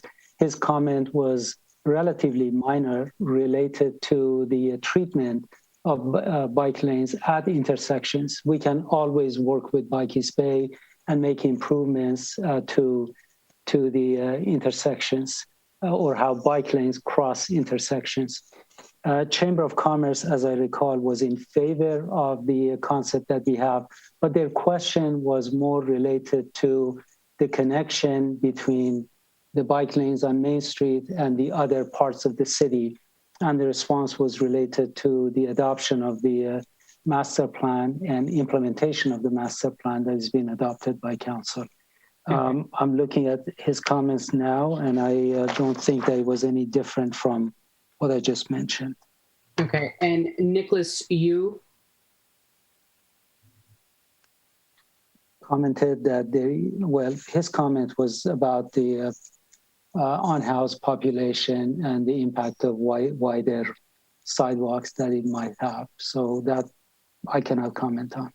Okay, he also sent us an email that says that he opposes the Main Street Complete Street project and would prefer a hybrid option, which includes diagonal parking. Yes, and we have talked about diagonal parking and how it is not safe for bicyclists. And we also have heard from AC Transit that they have said that it is not safe to have, a transit line behind the diagonal parking. I also want to mention that when it comes to parking, the concepts that we have, either of the concepts are not going to reduce the number of parking. Actually, in theory, they're going to add, I think concept number one is going to add 4 parking spaces to the existing number of parking that we have. Of course, during the final design, there may be some needs for tweak the number, maybe, one less or one more. But right now, there is not a reduction in the number of parking spaces that are available. And of course, a municipal parking lot 3 is accessible from Main Street, and it is right in the middle of the project. So that is also available and accessible for business parking. All right. And I do want to say that I read pretty much all the emails in regards to this. Some people don't believe that 15 feet of sidewalk is allowable for let's say, dining space. That was one of the comments also made. I will say that personally, I've actually measured certain areas because I have asked, I know in the past, to extend sidewalks to see if we can actually have some outdoor dining where people can kind of chill out outside, if you will.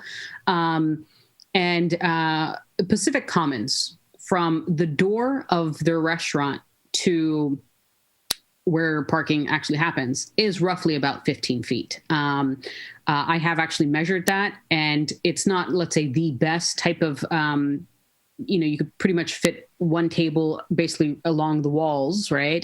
To be able to have people sit and be seated. San Francisco is slightly larger. I do want to say that when we talk about restaurants and outdoor dining and so forth, if we can have measurements based on other cities, Pleasanton, for example, also has outdoor dining. It's also slightly narrow, and allow that to be the concept of what is possible in some of these cities, right? Including San Francisco has even, allowed certain restaurants to build decks outside, further out on the street, and then have cafes and things like that open up. I would recommend that we do the comparisons also of like what is the appropriate length, what is common that we see in these cities and so forth. I have also been completely open to closing down some of these streets completely and allowing full service tables and so much more.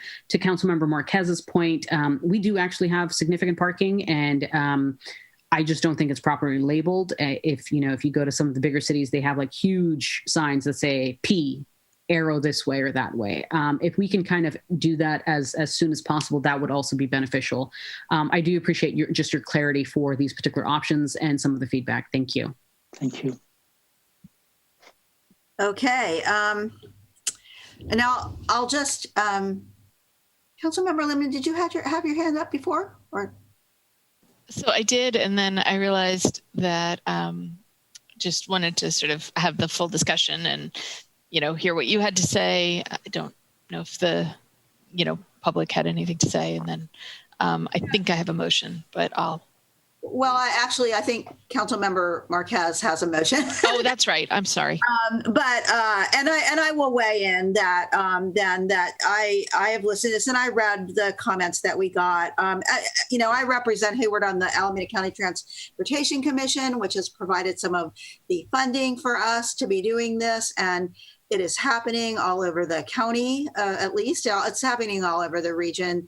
And as someone mentioned, I forget who now, but change is hard sometimes, and especially change for people who just think that, if that their life would be perfect if they could drive from their house, their driveway, to the front door of every place that they wanted to visit and get out and go in and do their business and come right back out and drive away. But that is not possible. And we need to share the road, the multimodal concept. We need to take that seriously, and we are now. That said, I know that some of this is maybe going to be a little bit trial and error, and someone referred to it's Patrick Street. We are having issues there. We may have to look at that and change things, but we are not going to change that. We are going to make our streets, complete streets, and serve all modes of transportation. And so I think the staff did a lot of work, and I really thank the members of the Council Infrastructure Committee for their work on this, and also all of the community members who commented. And first of all, I wanted to clarify that 15 feet seems, when I think about how big that is, it certainly seems like a wide enough sidewalk to accommodate some outdoor dining area. And I can't imagine why people are saying that's not enough. Now, Councilman Wahhabi, I think you were actually confirming that you have measured some other areas where this is happening. But so I do think there's going to be more flexibility there. And the other thing is the diagonal parking. I would like to see us re-look at that on B Street, because I don't think that it is safe. I know that I feel very uncomfortable every time I have to back out when there's a much larger car or truck than mine that is next to me, and I cannot see a thing that is coming up the street when I'm backing out. It makes me very nervous. And all of this in our downtown is meant to slow traffic. We need to do that. When I don't, of the bike lanes, I mean, Councilmember Zermino, I don't, we're going to be looking again at the Loop and at Mission Boulevard and Foothill. And maybe at that time we can make some adjustments, but right now those are not places to put bikes. So I think a north-south, the north-south route through the city right now has to be Main Street with a complete street. So I think we've really tried to balance all users. None of this is so intensive that it perhaps couldn't be relooked at if we're seeing problems, but we need to move in this direction of providing complete streets. So I am supportive of the concept that is before us on the agenda tonight. And Councilmember Marquez, if you're ready to make a motion, please go ahead and do so. Sure, I will move staff's recommendation and also share that I did read all the comments as well. I apologize, I haven't had a chance to respond to anyone. We've been kind of inundated the last couple of days, but I'm also open to hearing, I think Councilmember Lamnin might have some modifications. Is there did you make a motion? I did. I moved staff's recommendation. Is there a second to that? Second. Okay. Councilmember Lamnin, did you? Yes, you do. Thank you. Not perhaps a modification, but a more of a recommendation. So first of all, I really want to appreciate your work, Councilmember Marquez, as chair of the Infrastructure Committee, and the work of that committee to really try and vet this, as well as city staff. And it's a heartfelt area of our city. And so I appreciate that the community is trying to figure it out along with staff, and that staff is trying to work along with the community and figure it out. And as many of my colleagues have said, we're not quite there yet. And so my thought was about flexibility, and and I am supportive of the motion. And please correct me if I'm wrong, what we're approving is the next stage of design. That's right? The 12 months to develop construction documents, et cetera. It's not that we're going to rework the whole design, but that it is narrowing it. Okay, thank you. And so in that, my hope is that what we're looking at is some flexibility around how the things are constructed. So for instance, is it movable barriers? And then, sometimes there's more dining area if we close Main Street, and maybe it moves back. If we find that bike lane isn't used, maybe we do expand the dining area. Maybe we don't. That as we're looking at the construction, what are the surface areas? What are the infrastructure that give the most flexibility? And then, of course, continuing conversation with the community to try and address what are those things that feel like the pain points now. I do have concern about the bikes behind parallel parking, as well as the buses. I share the mayor's concern about backing out of parallel parking too. You mean diagonal? The diagonal parking. I'm sorry. Thank you. Yes, I'm having trouble tonight. I apologize. It's been a weird day, and of course, challenging day in many ways. And then the two things I did want to highlight and just make sure that they don't get lost are the concerns about ADA parking. I know our staff is always attending to that, and I just wanted to note that had been raised, that there was a concern about impact on ADA parking. I appreciate that we're not losing any parking spaces, and also the opportunity to put a bike locker somewhere in the area potentially was an interesting concept that was raised. So with that, I'll stop and very much appreciate the comments and discussion tonight and the staff report. Thank you. And I just want to clarify with the staff that ADA parking would be, there would be ADA parking as part of the parking that's being provided. Oh, absolutely. The comment that we had received was about a ramp that is in front of Bay Credit Union. And that ramp, with the change in the sidewalk, is going to be reconstructed and maintained. So the comment was about the ramp for ADA, and that is not going to be impacted as a result of our construction. Okay, thank you.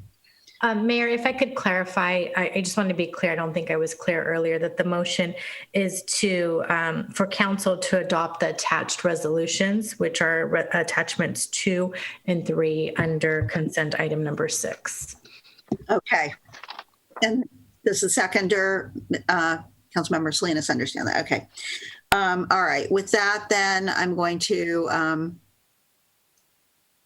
okay. With that, I'm going to ask Madam City Clerk, if you will, call the roll for the vote on this motion by Councilmember Marquez and seconded by Councilmember Salinas. Yes, Madam Mayor. Councilmember Andrews. Aye. Councilmember Lamnin. Aye. Councilmember Marquez. Aye. Councilmember Salinas. Aye. Councilmember Wahab. Yes. Councilmember Cermeño. Councilmember Cermeño, I think you're muted. Yes, I was. Yes. Thank you. Mayor Halliday. Yes. Thank you. All right. Thank you, everyone. And thank you, Councilmember Lamnin, for remembering that this probably did merit the discussion that we just had. So I'm glad that we were able to have it. Thank you for being with us. And again, with apologies to our development services staff, we're now ready to move on. So now do we need to move the balance of the consent calendar? We did, no. It was already approved. Okay. So it was just the one item that I just wanted to make sure, since that was a group. Yeah, you did a motion to reconsider that one item. Just that item. Yeah. Thank you. Just wanted to make sure before we moved on. Yes. I will stop talking now. Thank you. I miss things like that sometimes, but that was my understanding, and I would invite the city attorney to, tell me if that was wrong. But my understanding was when it was only to reconsider the one item number 6. Yes, agreed. All right. So the rest of the consent calendar is approved, and now we are ready to move on to item number 9, the general plan annual progress report. Development Services Director Simpson, go ahead. Thank you. And I just wanted to say before I introduce Jeremy that the general plan update is led by the Planning Division and the annual report is compiled by the Planning Division.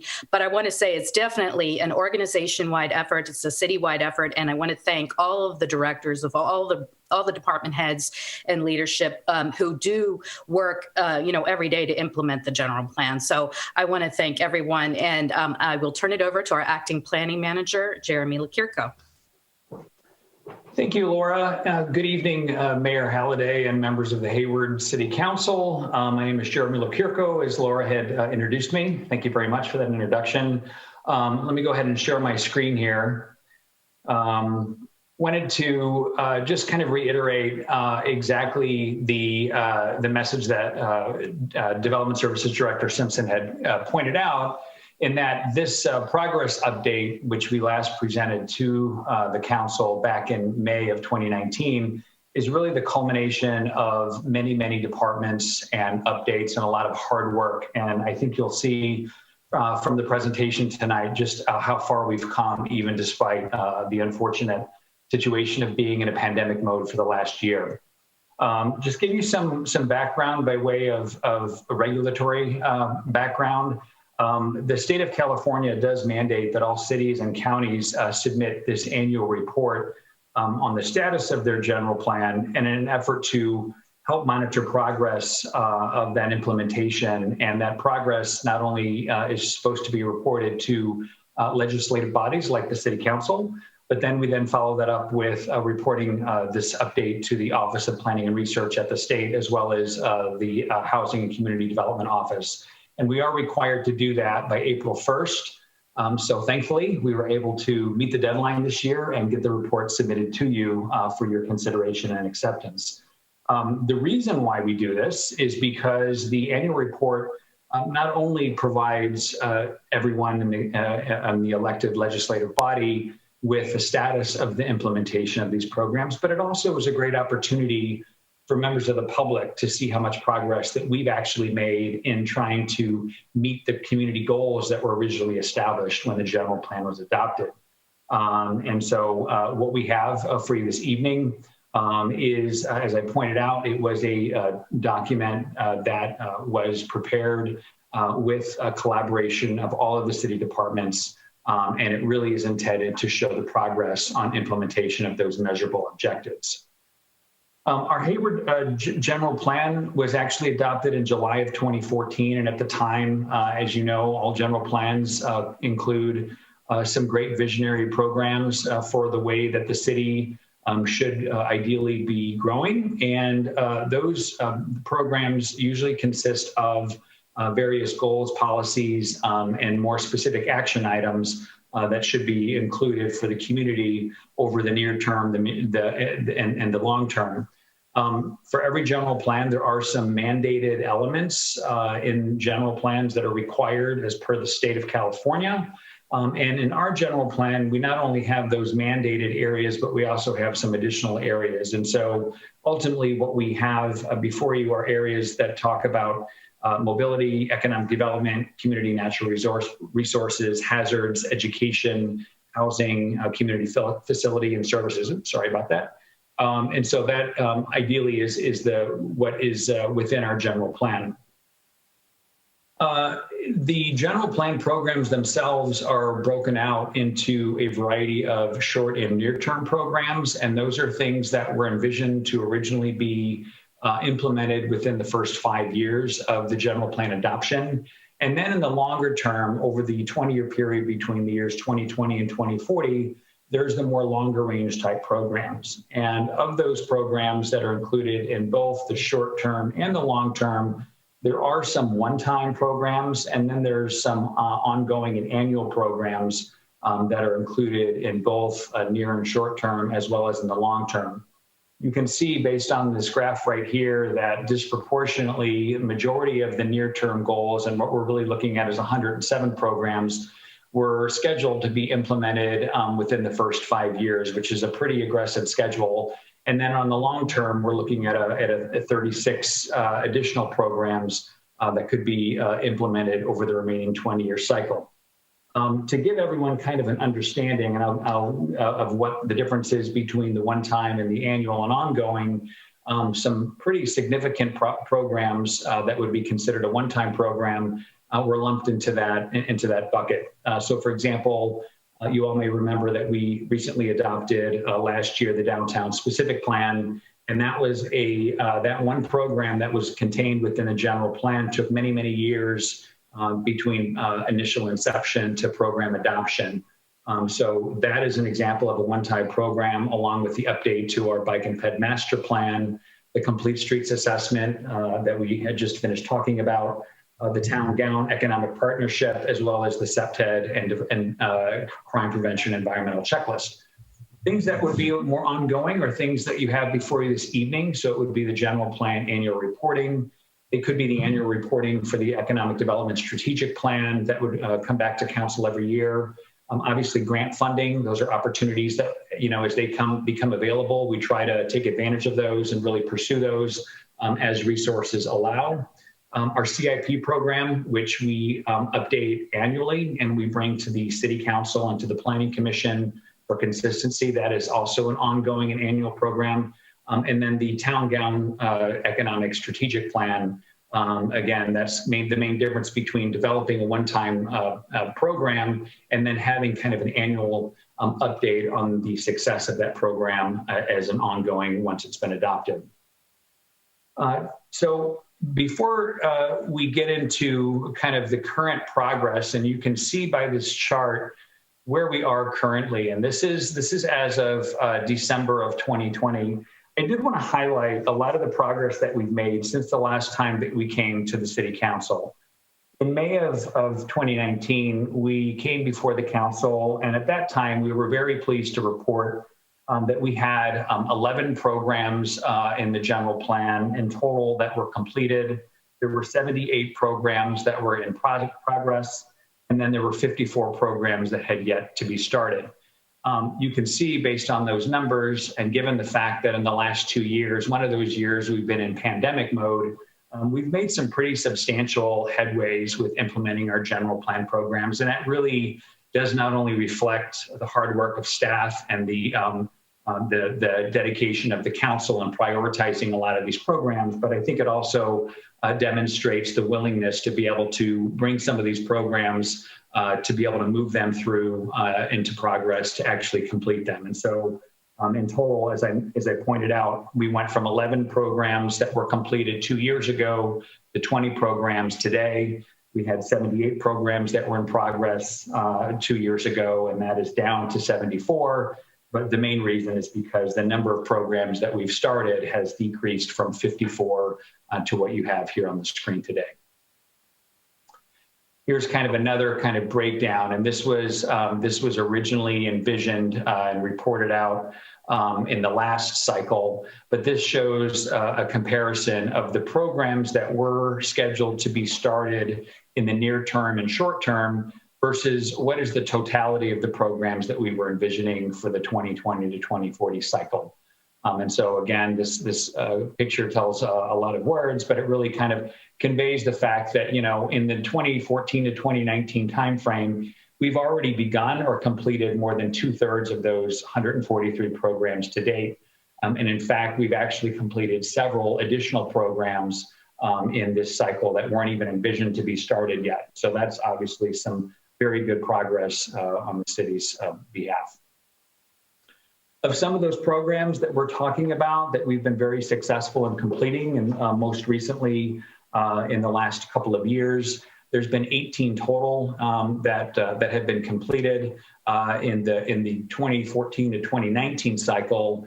In addition, there were 2 additional programs in the 2020 to 2040 cycle that brings that total to 20 in total. But you can see that some of these larger programs on here, and I'm not going to go through the entire list, but as I pointed out, the downtown specific plan was certainly a monumental task, working on the pedestrian master plan and getting that adopted, working on the parkland dedication requirements, working on construction and demolition debris recycling program, the crime prevention, the ombudsman and the concierge service that our economic development team has put together. Those are all really great programs that have shown success and have been completed since the beginning, since the adoption of the general plan. For programs that are currently in progress, there are 63, and those 63 were from the 2014 to 2019 timeframe. They include some work that has begun on the transportation traffic impact fee. We've also begun some work on the business incubator study, the fire department strategic plan, and then in progress, the allocation of the boomerang funds for increased affordable housing throughout the city. For programs that have yet to be started, some of those obviously are really contingent on getting adequate staff resources, fiscal resources, or shifting priorities. And obviously, since our last update, obviously no one could have planned for the pandemic. But despite that, I think there's been a lot of progress. And some of these other ideas, such as the comprehensive update to the zoning ordinance or design guidelines, that's a much more robust outreach effort and a much more time and staff intensive program that will probably take additional resources at some point before we're able to kick those off. But generally, the reasons why a lot of those initial programs have not been started yet, as I pointed out, are because of competing interests, or there could be other sort of resource issues related to either time or fiscal. In addition to that, there are, as I pointed out, some programs, aside from a couple of them that we have completed, there's additional programs in the 2020 to 2040 that are already underway. And that includes, we recently adopted the Shoreline Master Plan, which was presented to the City Council earlier this year. There's been some work on the traffic calming measures and the local hazard mitigation program, as well as the recycle program and the traffic calming and complete street study. So these are all originally ideas that were envisioned probably for the long term, but we had opportunities, and the Shoreline Master Plan is a great example of a funding opportunity that we pursued because we got a Caltrans grant to be able to fund that program, and that was an opportunity for us to actually launch that program and initiate that program ahead of time. The complete street study and the work that that Public Works Director Amiri talked about related to the grants associated with that program are another example of opportunities where we've actually had success in implementing some of these programs. Moving forward for prioritization in the 2021 cycle, some of these things are currently underway, and they're things that are in progress, or they are things that are going to begin shortly this year. Some of those are in response to state mandates, such as the update to the housing element in our general plan. Others are just some general programs that had started, but they were paused for one reason or another, most likely due to funding or changes given the pandemic. And so we would anticipate that a bulk of these programs that are currently in progress would continue to be priorities as they have begun, and they are being envisioned to be implemented, at least beginning this year, not necessarily being completed this year, but these are all things that would be anticipated to start. As you all know, you've all been working very diligently on the strategic roadmap, and it would be neglectful if I did not at least acknowledge the work and the tie-in for the strategic roadmap programs to the general plan, because a lot of the work that we have been doing and we will be doing does in fact tie into your long-range vision for the city over the coming years. Some of those programs that you have already seen, such as the form-based code update that we did last year, as well as the cannabis policy that we will be completing earlier this year, a little bit later this year, that's an example of something that kind of feeds into very specific general plan policy related to keeping our programs and our master plans updated. In addition to that, adopting the 2030 greenhouse gas goal and roadmap strategy that ties directly into the climate change vulnerability assessment strategy and annual report. In addition to that, we had talked about updating and approving the community emergency program. And again, that gets back to the general plan goal of disaster awareness and emergency preparedness.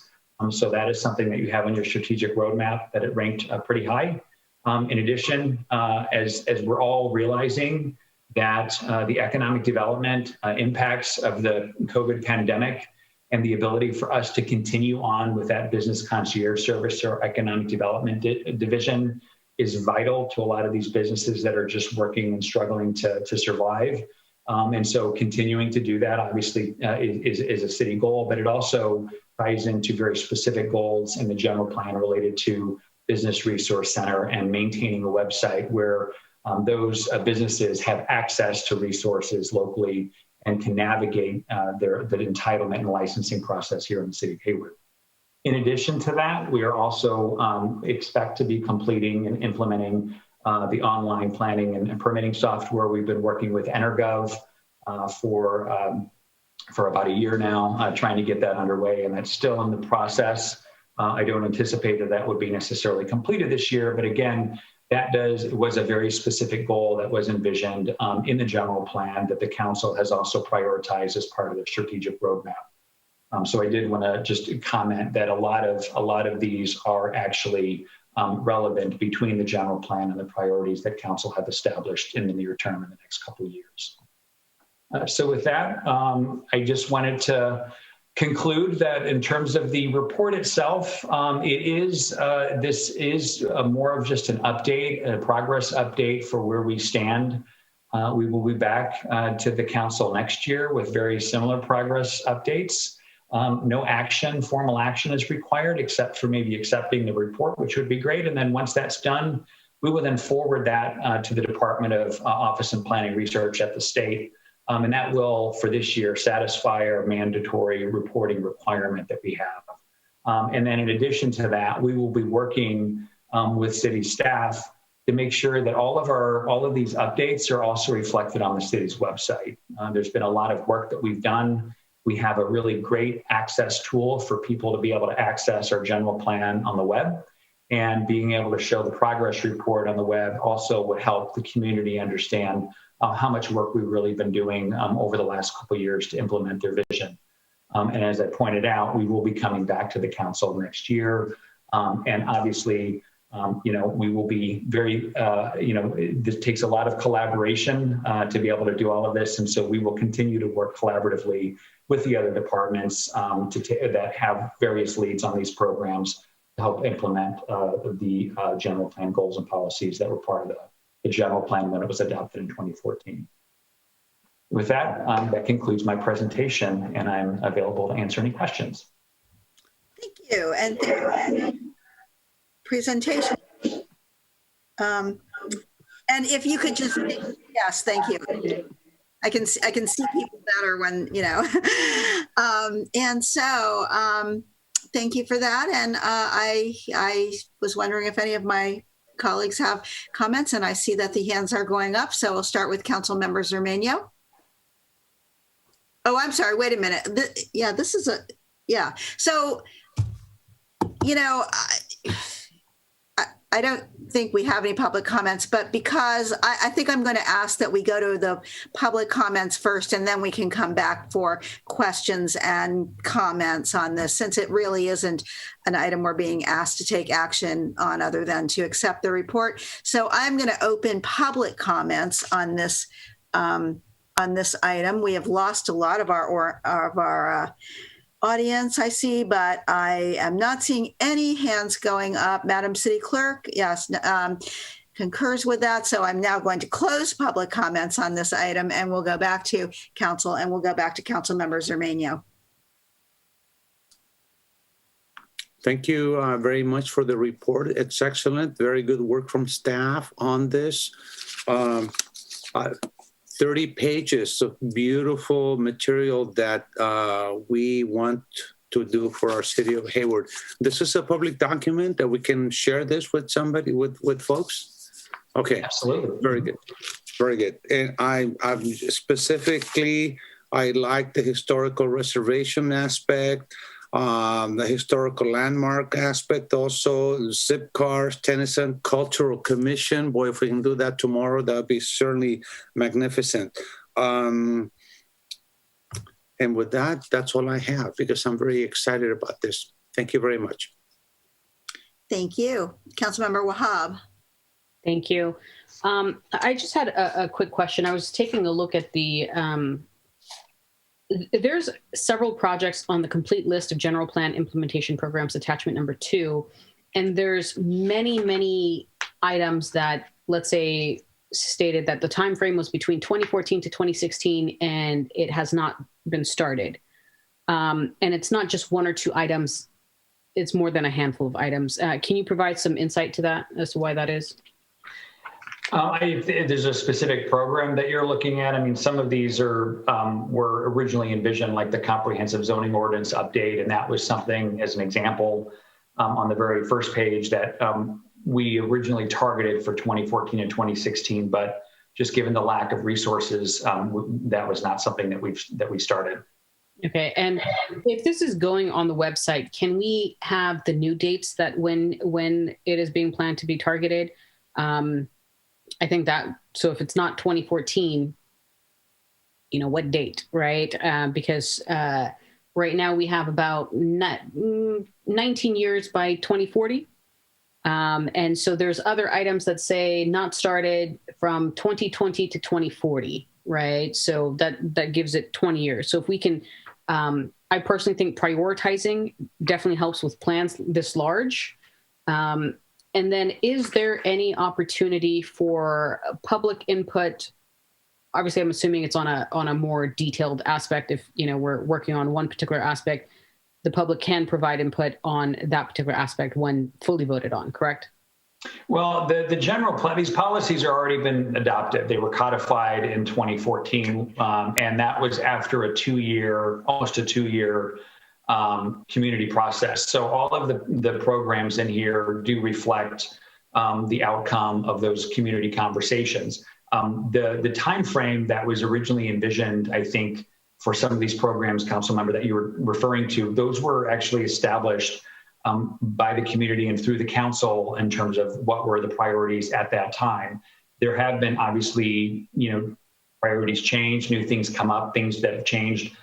In some cases, there's mandates from the state law that have forced us to do things maybe sooner than what we had wanted to, or other things that maybe have changed where the necessity to do it so soon may not be as important. But certainly the document and the report is just more of a status update. There's not really any changes that are required in terms of implementation. If council wants to look at this, and if there's a particular program that they would want to prioritize, I mean, obviously that would be up to the council related to overall program implementation and looking at strategies for moving forward as part of the whether it's strategic roadmap. But I don't know if that answers your question, but a lot of the community input was already had when the program was adopted.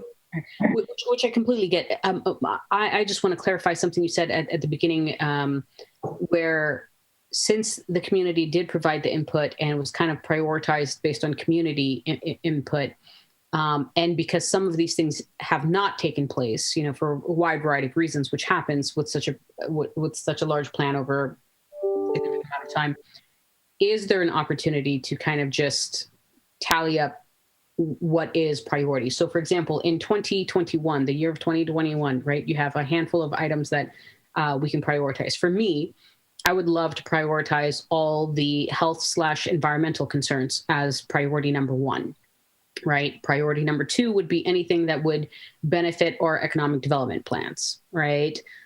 Things like that. That's how I would like to prioritize it. So with such a broad range of, from 2020 to 2040, I don't feel that that's really prioritizing things, right? And granted, it's going to overlap and there's things that are going to happen in parallel and so forth.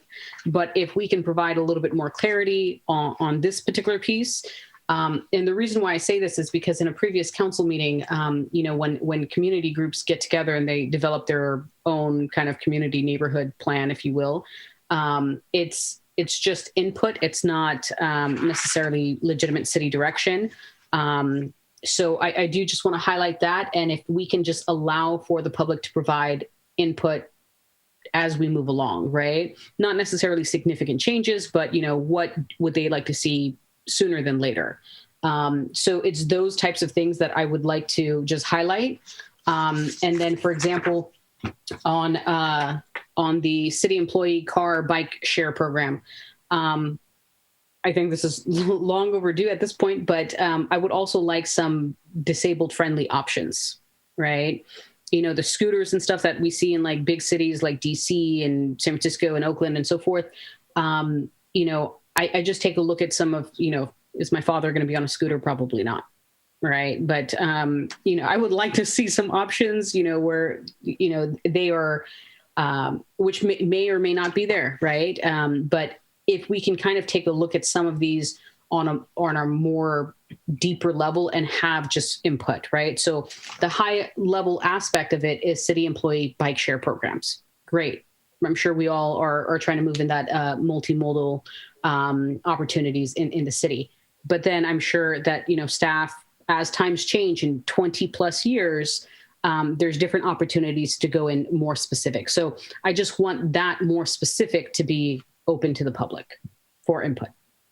Is that enough? Yeah, and certainly, I was going to say, certainly all of the programs that we're currently working on, majority of those that are currently in progress have, a lot of those are reflective of where council has directed staff and has prioritized staff resources to be working on. So a lot of this is, reflective of that. I think the purpose of the staging related to the timeframes was just, I think, more of an acknowledgement that not everything is priority number one.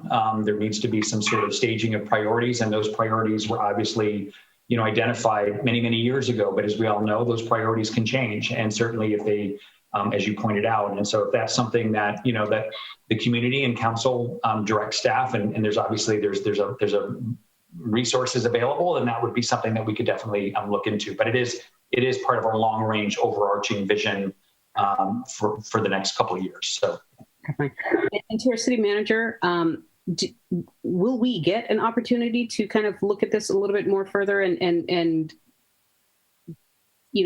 have those opportunities to provide input and reprioritize some of the things that don't seem to have a priority in the next 20 years, as it just says 2020 to 2040? I think the timing of this is fortuitous because we're bringing back the strategic roadmap to the council in next month, I believe, in a work session. So I think if there are particular programs in the general plan that you would like to see prioritized and brought forward sooner, that would be a good time to have that conversation. And so we can just make sure that we're marrying the two together. And I think the implementation, correct me if I'm wrong, Jeremy, but the implementation plan of the general plan can be modified without having to do a full general plan amendment. It's the policies and the development maps and things like that that would require a full public hearing. But I think the council has flexibility on the implementation plan element. So we could, as the council, if there were changes or modifications, we could bring back, an adoption of a modified implementation plan along with the strategic roadmap so that they're definitely in alignment. Okay. And just for the public's knowledge, we weren't necessarily given the full general plan during the strategic plan. So there's a little bit of a disconnect. I'm happy to review that and kind of send my concerns. But again, like I said, on the ones that you have listed for 2021, not trying to make anybody's life more difficult, but the health and environmental impacts to me is priority number one. So tsunami situations, climate change, recycled water, things like that would be number one. Number two would be the economic development pieces.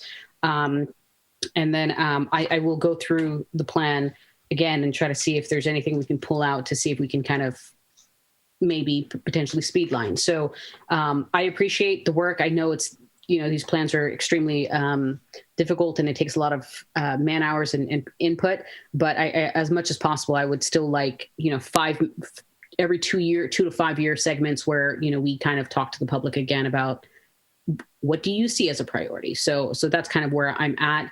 And also on our staff reports, since we're talking about a commission on, I forget the term that we used, a cultural commission, if we could actually have kind of a racial equity lens. So for example, this staff report, it says a segment that says racial equity impact. And if that was, a housing item, we know that this particular neighborhood is impacted because of this. So besides a commission, for me, I would like to see it actually implemented in any policy we discuss and the impact through a racial equity lens, rather than a commission that, maybe meets once a month and does events. So I think policy is more important than some of these things that we tend to conflate. So thank you. Okay, thank you. Councilmember Marquez. Thank you.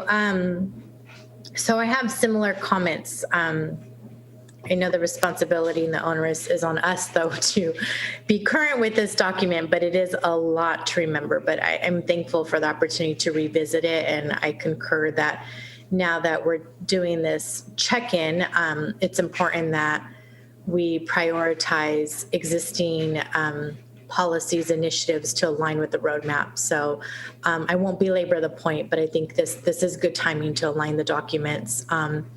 And the community is always welcome to weigh in on any item, whether they email us or call into public comments. But I think just making it very clear, though, that we're going to do our best to try to streamline rather than reinvent the wheel. And some of this stuff is, in a sense, outdated because needs have changed in our community. So it is important to align those documents. So we may have to allocate a little bit more time for the strategic roadmap discussion, because I think that's going to be our best bet to get at both issues parallel.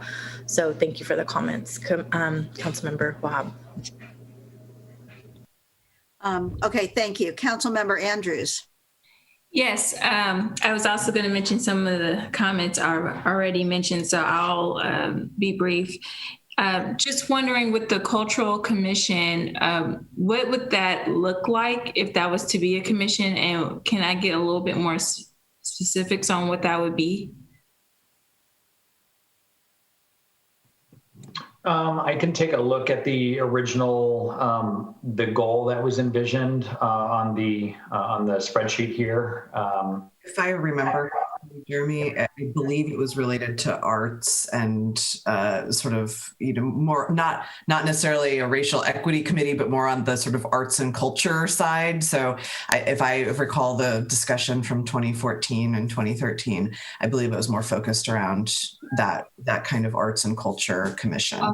Okay, so I just wanted to see if there's some particular overlap with other entities that exist in Hayward, so maybe we can leverage some of those goals with what's already here. So Hayward Arts Council, Keep Hayward Clean and Green, we already have these entities, so maybe we don't necessarily need to build another one.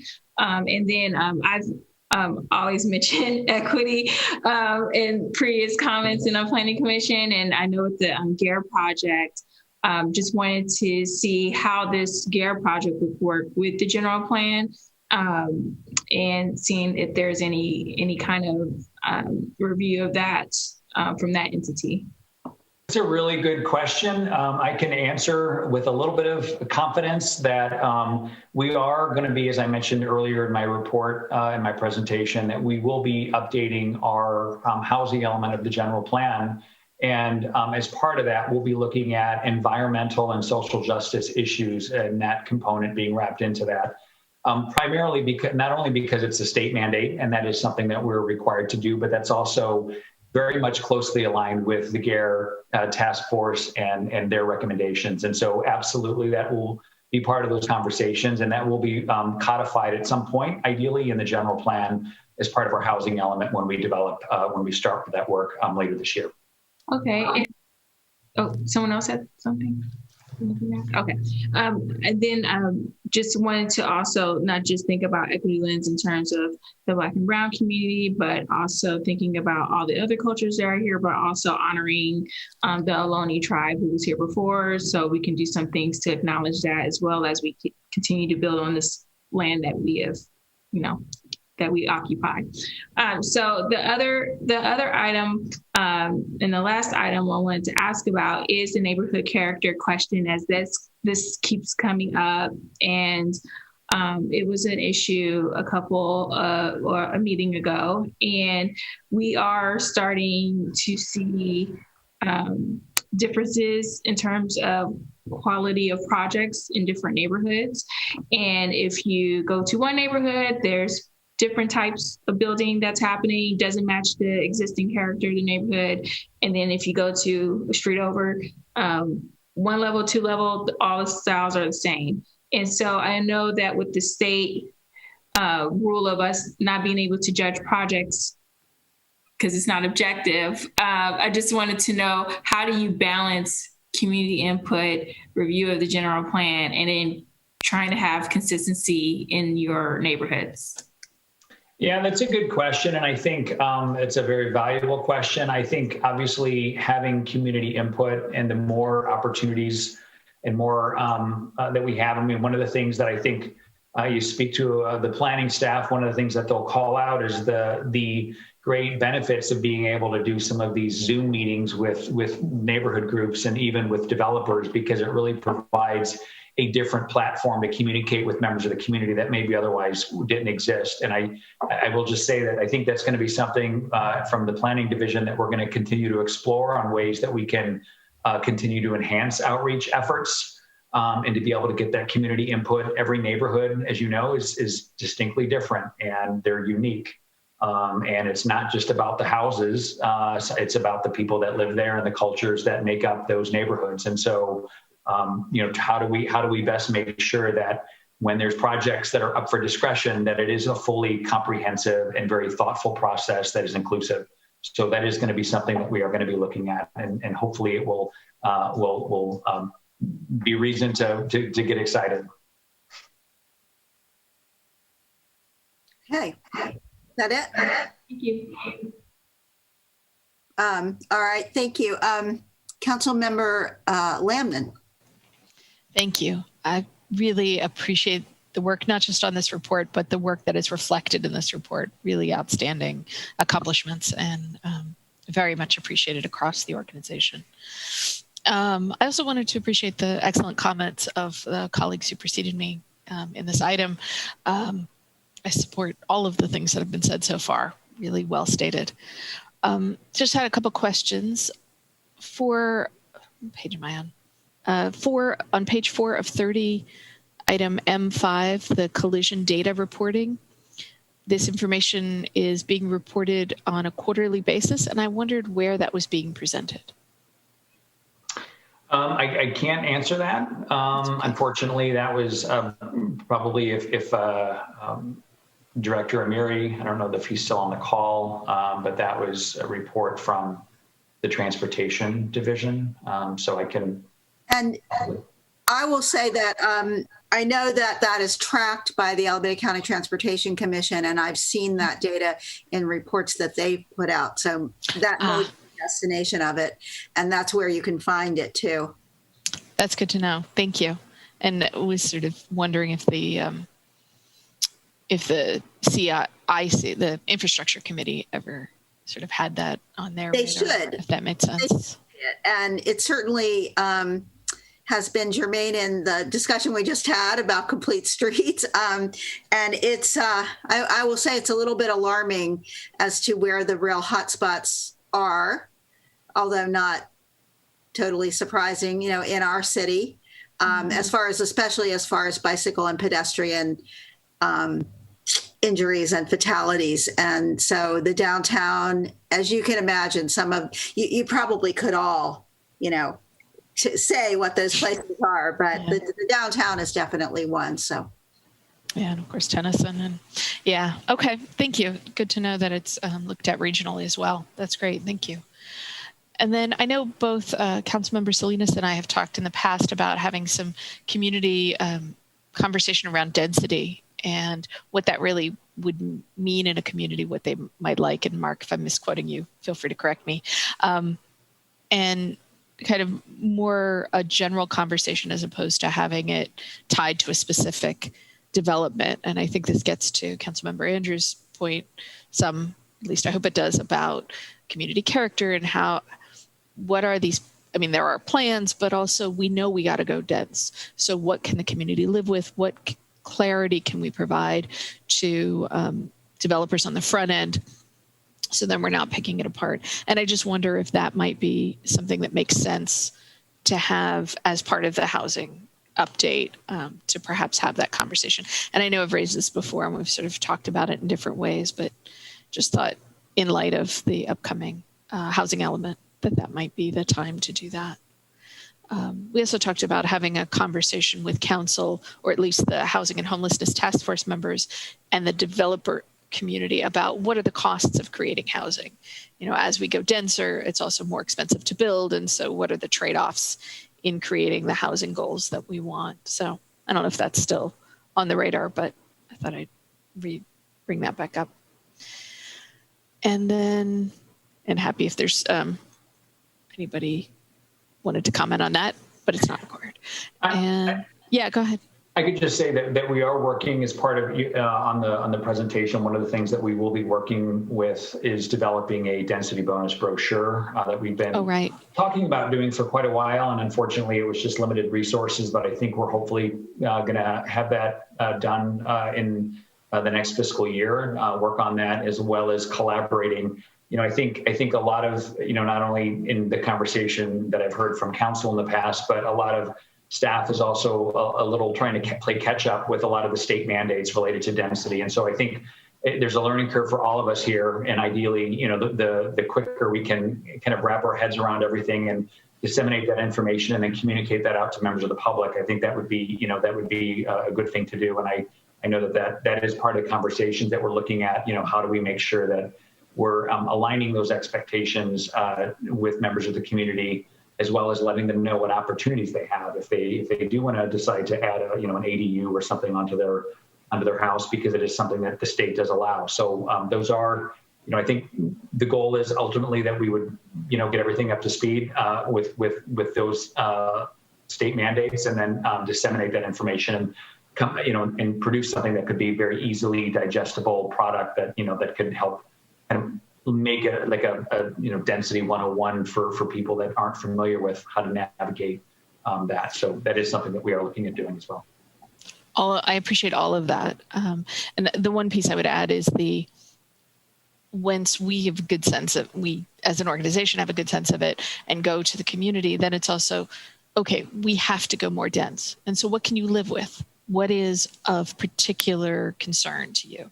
And to use that information to help shape some of our guidelines so that then developers can speak to that on the front end, early as they're creating projects. The last suggestion or thought I had goes back to somebody's comment about partnerships. It was Angela's comment, that the workforce development piece, I think, loomed large when this was created in 2014 and even more so in light of COVID. But it occurs to me, and again, Mark can jump in on this one, that may be really a good piece to have Hayward Promise Neighborhood take the lead on, and then the city is more of a support role, perhaps, or some of our education institutions. Anyway, again, really great work. Thank you. Thank you. Councilmember Zermano. Thank you, Mayor. I just had a, for instance, let's say that I want to really push urban forest management plan.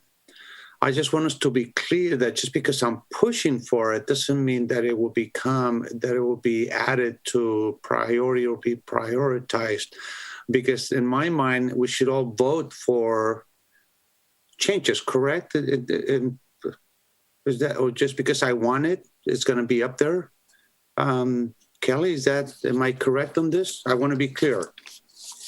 No, I think we'd still need the majority of council to weigh in on sort of what gets prioritized. And so that when that conversation comes back, the council can discuss it. We'll take that feedback and input. We may do some sort of dot voting exercise like we did at the prior retreat to get a sense of it. And then we can take that and kind of reposition things in the priority. Very good. Collective wisdom. Thank you. Thank you, Mayor. Thank you. And Councilmember Salinas. Yeah, thank you. And I blanked out on the last comment that Councilmember Lamnen said, but I did catch the density. And yeah, I think as we move forward on the as we move forward with the work here, I hope, and I'm sure, our planning division is seriously thinking about this, is just, our policy on density and how dense do we go, outside of transit, transit hubs or out of, downtown. And so it's weird depending on who I'm standing, depending on what neighborhood you're in, and depending on who you're standing in front of, density, you either get cheers or jeers. So anyways, but nonetheless, it's something that we're thinking about. But the other, and conversely, I don't want to be the only city thinking about that, right? And I know we're all thinking regionally. We try to think regionally as much as possible, but I just want to make a couple of comments regarding economic development. And I know Councilmember Andrews and Councilmember Wahab and I, we're on economic development, and I think. Based on some of the conversations I've heard on council and even in committee, we're really going to have to think way out of the box when it comes to economic development, particularly today. And it's going to be about, and it's going to be, economic development is more than just, business retention, business, expansion and, and growth. We're, economic development now is about, the length of sidewalks. Economic development, is about how close, we have parking.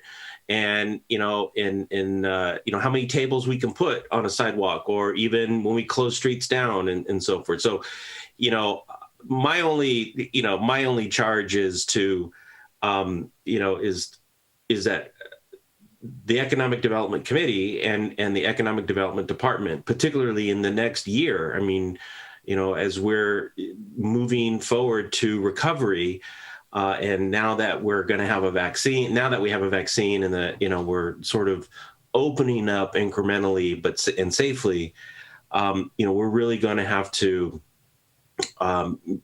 really be creative on how we plan what the future is, and really take lessons learned and moving forward, which leads me to branding. And I know we've been working on branding. Branding is not a new concept with us. We've been, some time ago we talked about branding but today very different. We would talk about things like tech corridor. And I know we in the past, we've looked at Mission Boulevard between Harder and downtown as sort of that tech corridor. But now, considering, developments in the sort of the direction development is going. As much as I lament the loop up here, I look at now we're going to have a tech corridor, even a tech loop, and so, how we strategize around that. And then of course, the local hire, we're really going to have to plan and be committed to a local hire outside of PLAs. I mean, PLAs are great. We support them. And I think we're unanimously, we support them. But I'm talking about, local merchants, local businesses, where we embed incentives, we embed requirements in local hire, whether it's, high school students, whether it's community college or college students. So it's really thinking that through and planning for it. And one of the things I noticed was not a lot of them, but I know there's some of the progress in economic development is still in progress, which is good. I think, right now, I think it's good considering what's going on right now. And I'm not knocking economic development. I'm just saying that, it's good that we're in this space right now that we can, sort of plan ahead. And lastly, I'll just say this, and I keep saying this up here and I'm committed to it 100%, is, we're an education city, and we must be a town and gown city. The more we embed, the more we bring our academic institutions into the fold of the work we do. 65,000 people a day are students in the city of Hayward, whether they live in Hayward or whether they commute into Hayward or whatever. But we have a marketplace of 60 plus or minus thousand students in Hayward on any given school year. That's 180 days a year. We have students in this city coming and going and spending a lot of time here. So we really need to brand that. We really need to develop a strategy around that. So anyways, those are some of the big high level ideas I'm thinking about. And I just wanted to thank staff. And of course, Jeremy, thank you very much for your work. Thank you. I think we're missing those people right now, but we hope they come back. Councilmember Wahab, did you have something else? Yes. Just to Director Simpson, I'm not exactly sure when you plan on retiring. I know that's, up sometime, who knows, right? And we can't see you because of COVID, but I just, I don't know if this is your last meeting with us or there's going to be another meeting, but I just genuinely want to say it's been a pleasure working with you. I really like the fact that you're just straightforward. I can have a decent conversation with you. You've been nothing but helpful on any question I've had. So it's been an absolute pleasure. And again, I don't exactly know your retirement date, but I definitely want to wish you well and definitely a happy retirement and travel and fun and so much more. So I just wanted to highlight that. But again, I don't know exactly when your last date is with us. Yes, thank you. Go ahead. I hope this isn't your last meeting. It isn't, is it? It might be. Well, next Tuesday, I'll just be there for the initial consent items, but I don't have any, presentations next week. But actually, next Friday, a week from this Friday is my last day. So, yes, so it's a pleasure to see all of you and to have this opportunity to say goodbye and farewell. And, I will be back in the city to see development in the future and how things have progressed. So thank you. Well, I hope that you will come back next week for that consent item and we can actually take some time to more properly all thank you and say farewell and thank you for all the work you've done while you're here. But meanwhile, I'm going to go back to my comments now on this item that we're on. And I think a lot of good comments have been made and I know staff has collected them. Also, a lot of great work done on compiling this report this year. I think we all understand everything can't be done all at once and we do need to phase. And I think it was very, it struck me too that maybe we should have had this report before we got into the roadmap, but we are coming back to the roadmap. We've had one long session on it. And this does fit in very well with us looking at, what do we really want to see? What do we want our staff to focus on? One of the things that concerned me in looking at this is that a lot of the things that, have not, it is development services and not to any of the fault of any of you working in development services, but I am concerned about the need for additional staffing in that department so that we can really and we're losing valuable staff members. So I hope we have some coming along in the pipeline and are ready to hire some more to get some of this done. And in particular in that area, I think that I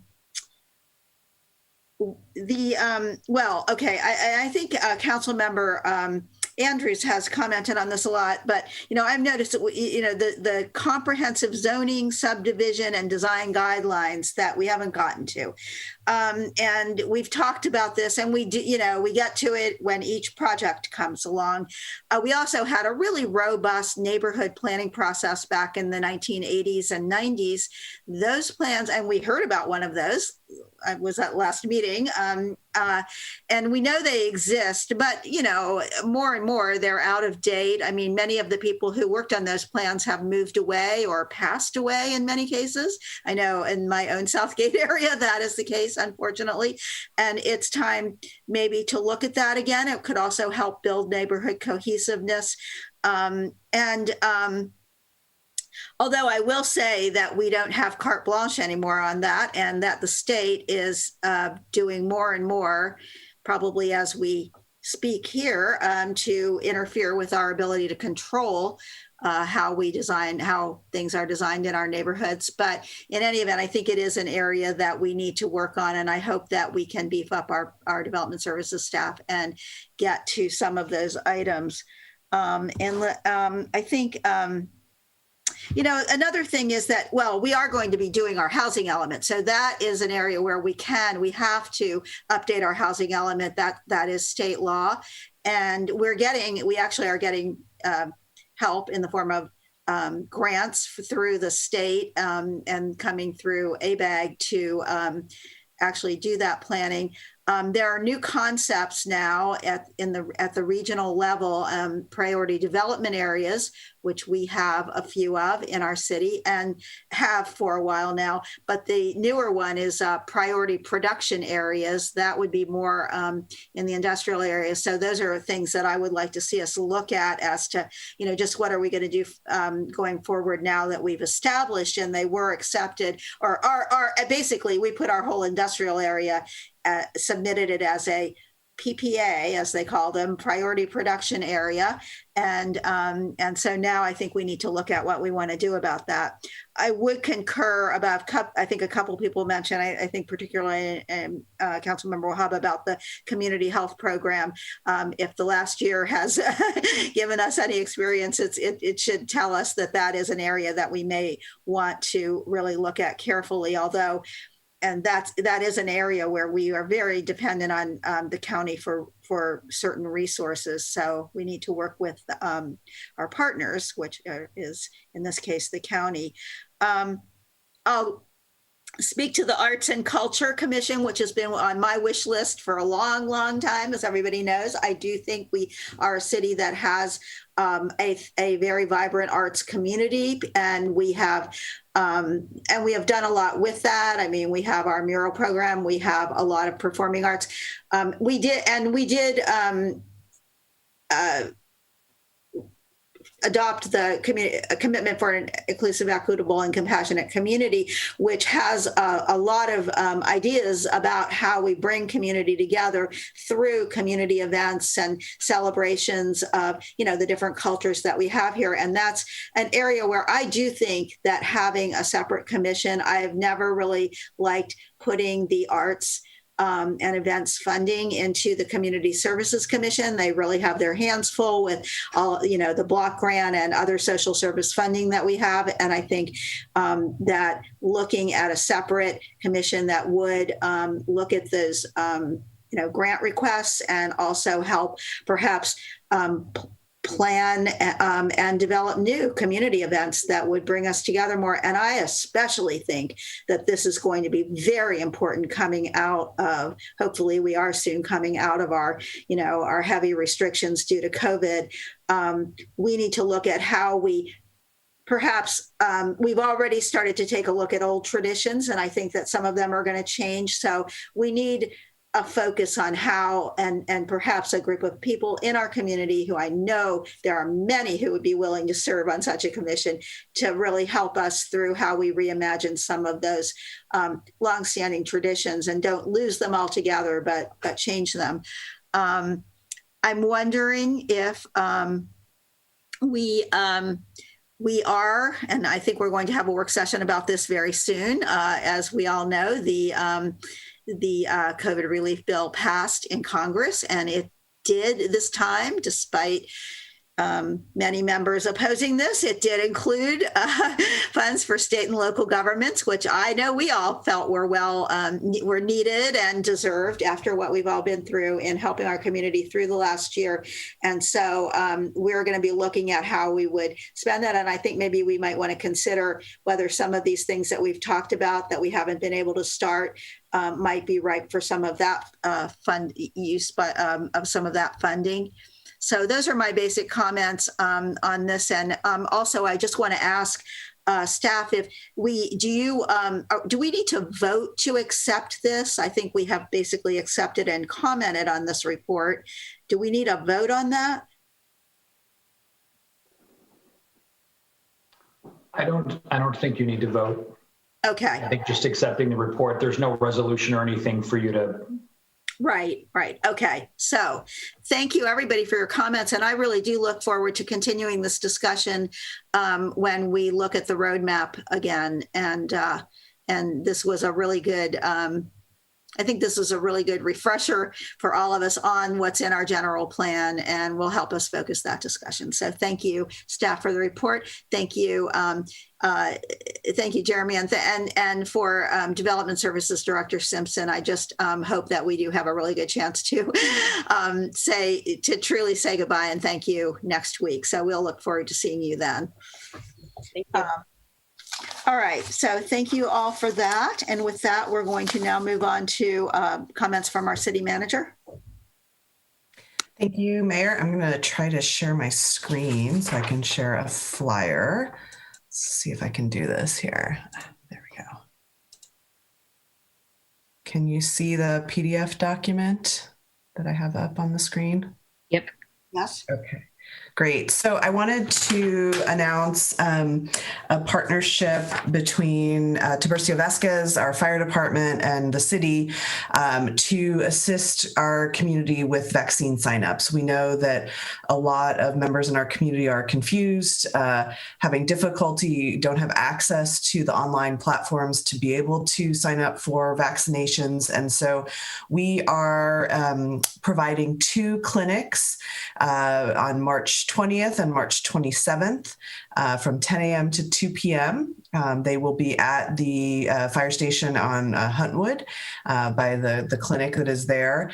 And you can see this, I'm providing, it's going to be conducted in both Spanish and English. I'm putting the Spanish flyer up on the screen so folks who don't speak English are able to hopefully read this and be able to sign up. And so right now, people who are 65 and older or are an essential worker in healthcare, education, childcare, emergency services, food, or agriculture are eligible for vaccination.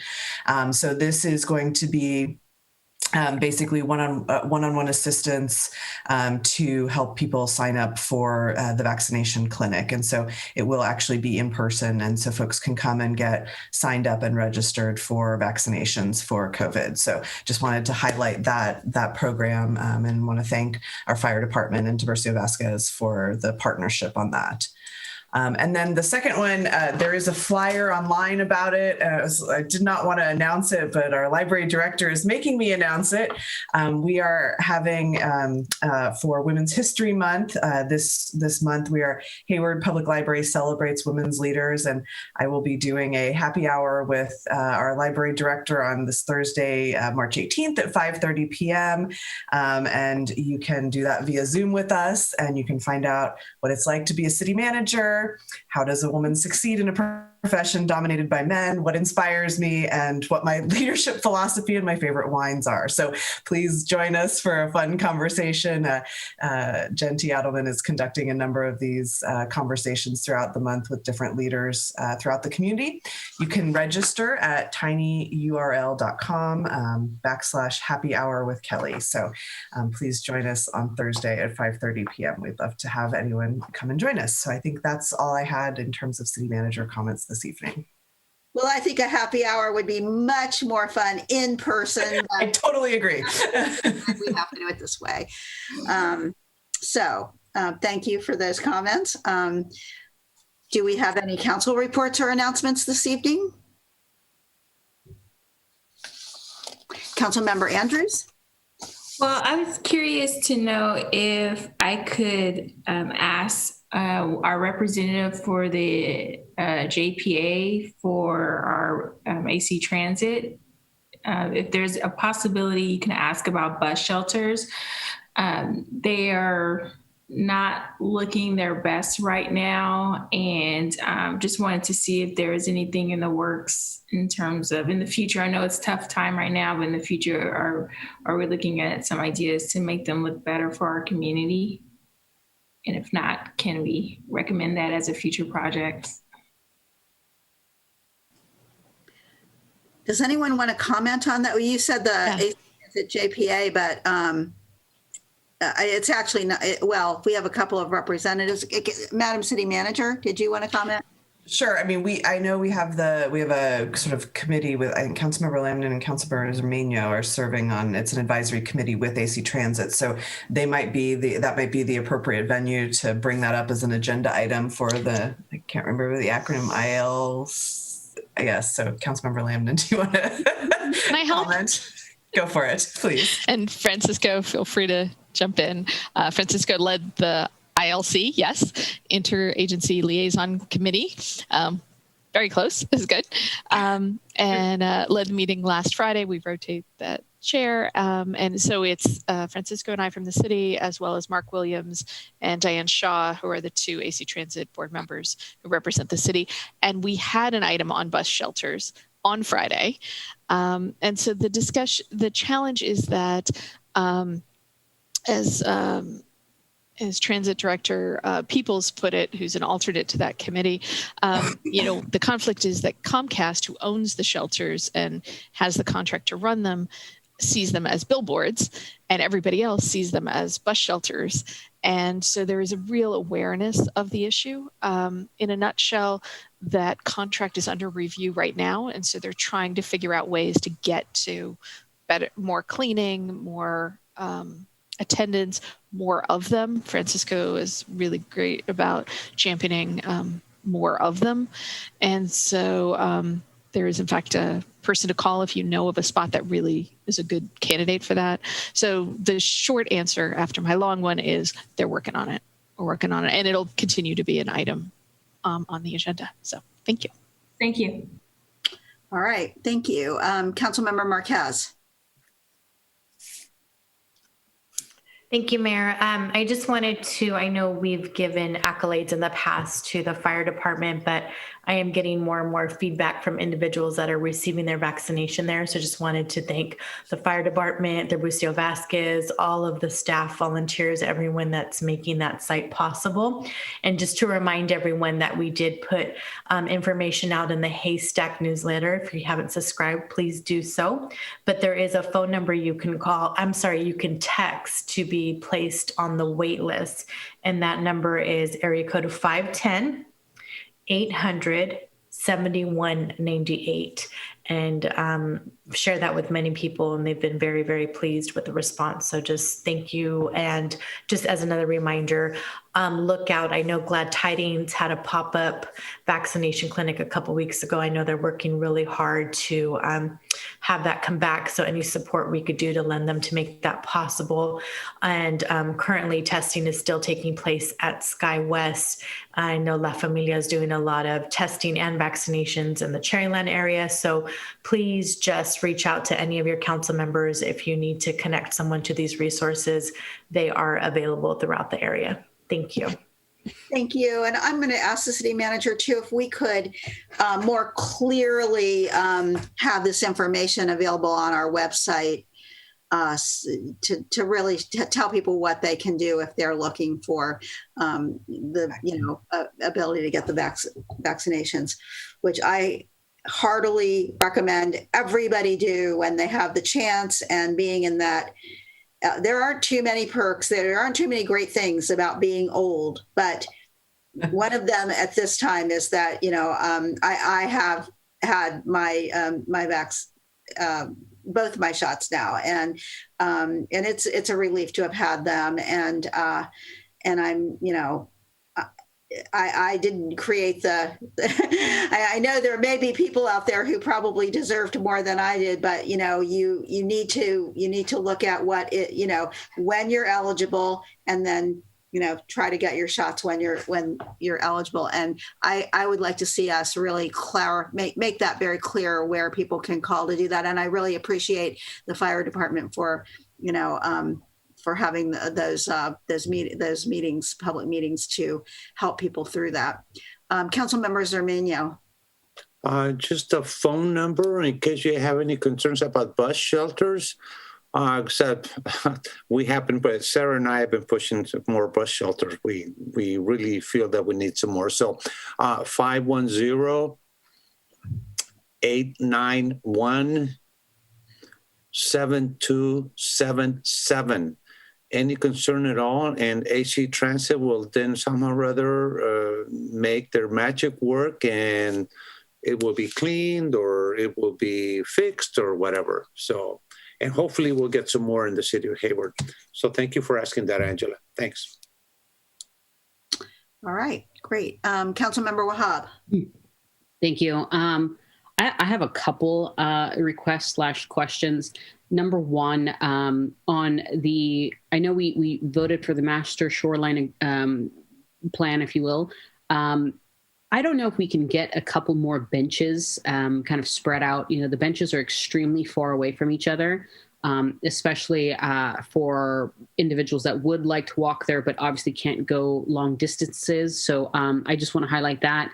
I will say that my father walked there, so I heard an earful of that over the past, week or two. So I just want to be cognizant when we do certain projects like that we are taking a look at as much as we are looking at racial equity.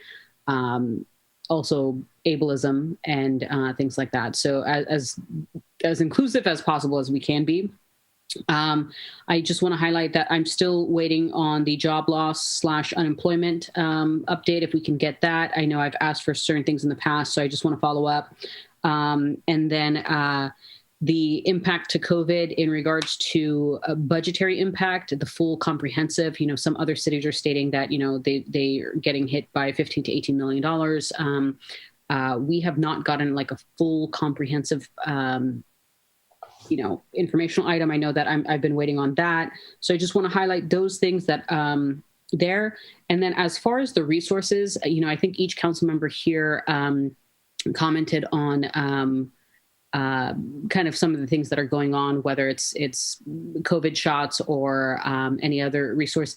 If we can get an infographic that kind of is a little bit comprehensive. I know our public information officer, Chuck Finney's on the call.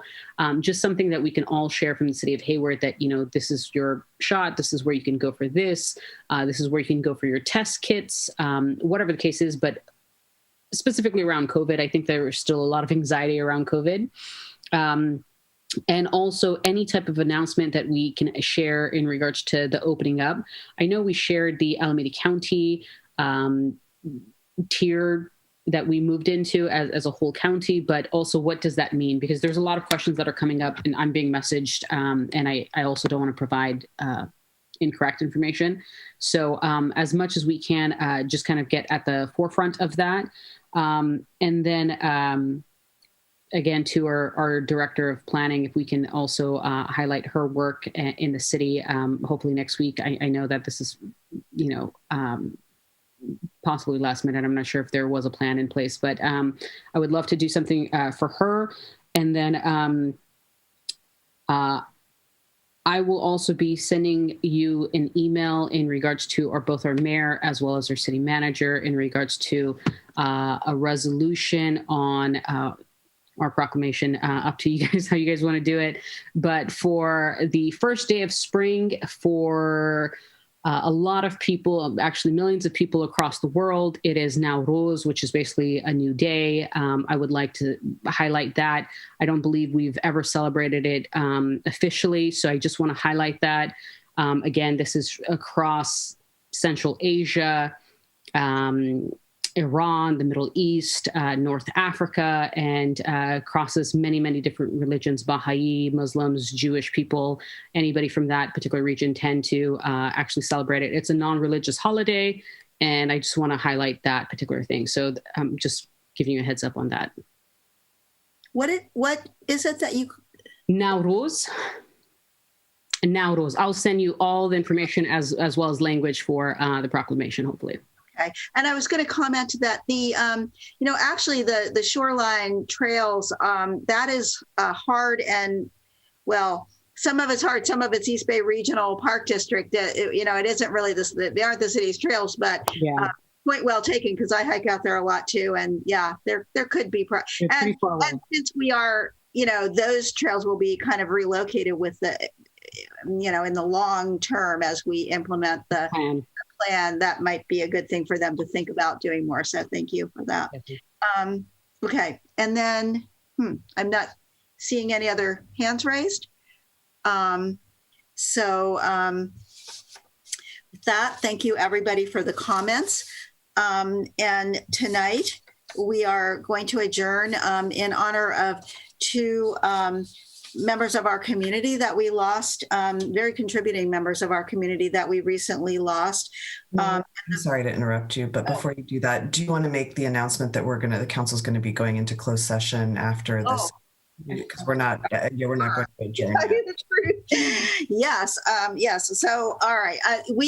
That's right. We are not going to adjourn this meeting right now. We are going to go back into close. Thank you for reminding me of that. It's not on the agenda, but so we're going to go back into closed session. We will then come back to this session and report out on our closed session and then formally adjourn. And so since we really don't have too many people still with us, but I'll just mention that the two people we are going to be adjourning our meeting in honor of later are Marion Sands and Marlene Teelheim. So when we come back, we will do that. But meanwhile, for now, we are temporarily suspending this open session of our meeting and going into closed session. So council members, what you want to do is leave this meeting and then go back to the closed session link and join that. So we will see you there in a minute or two. Perhaps we'll take a couple minute break here since we've had a long evening. So let's say that at 9:10 we will convene the closed session again. Okay.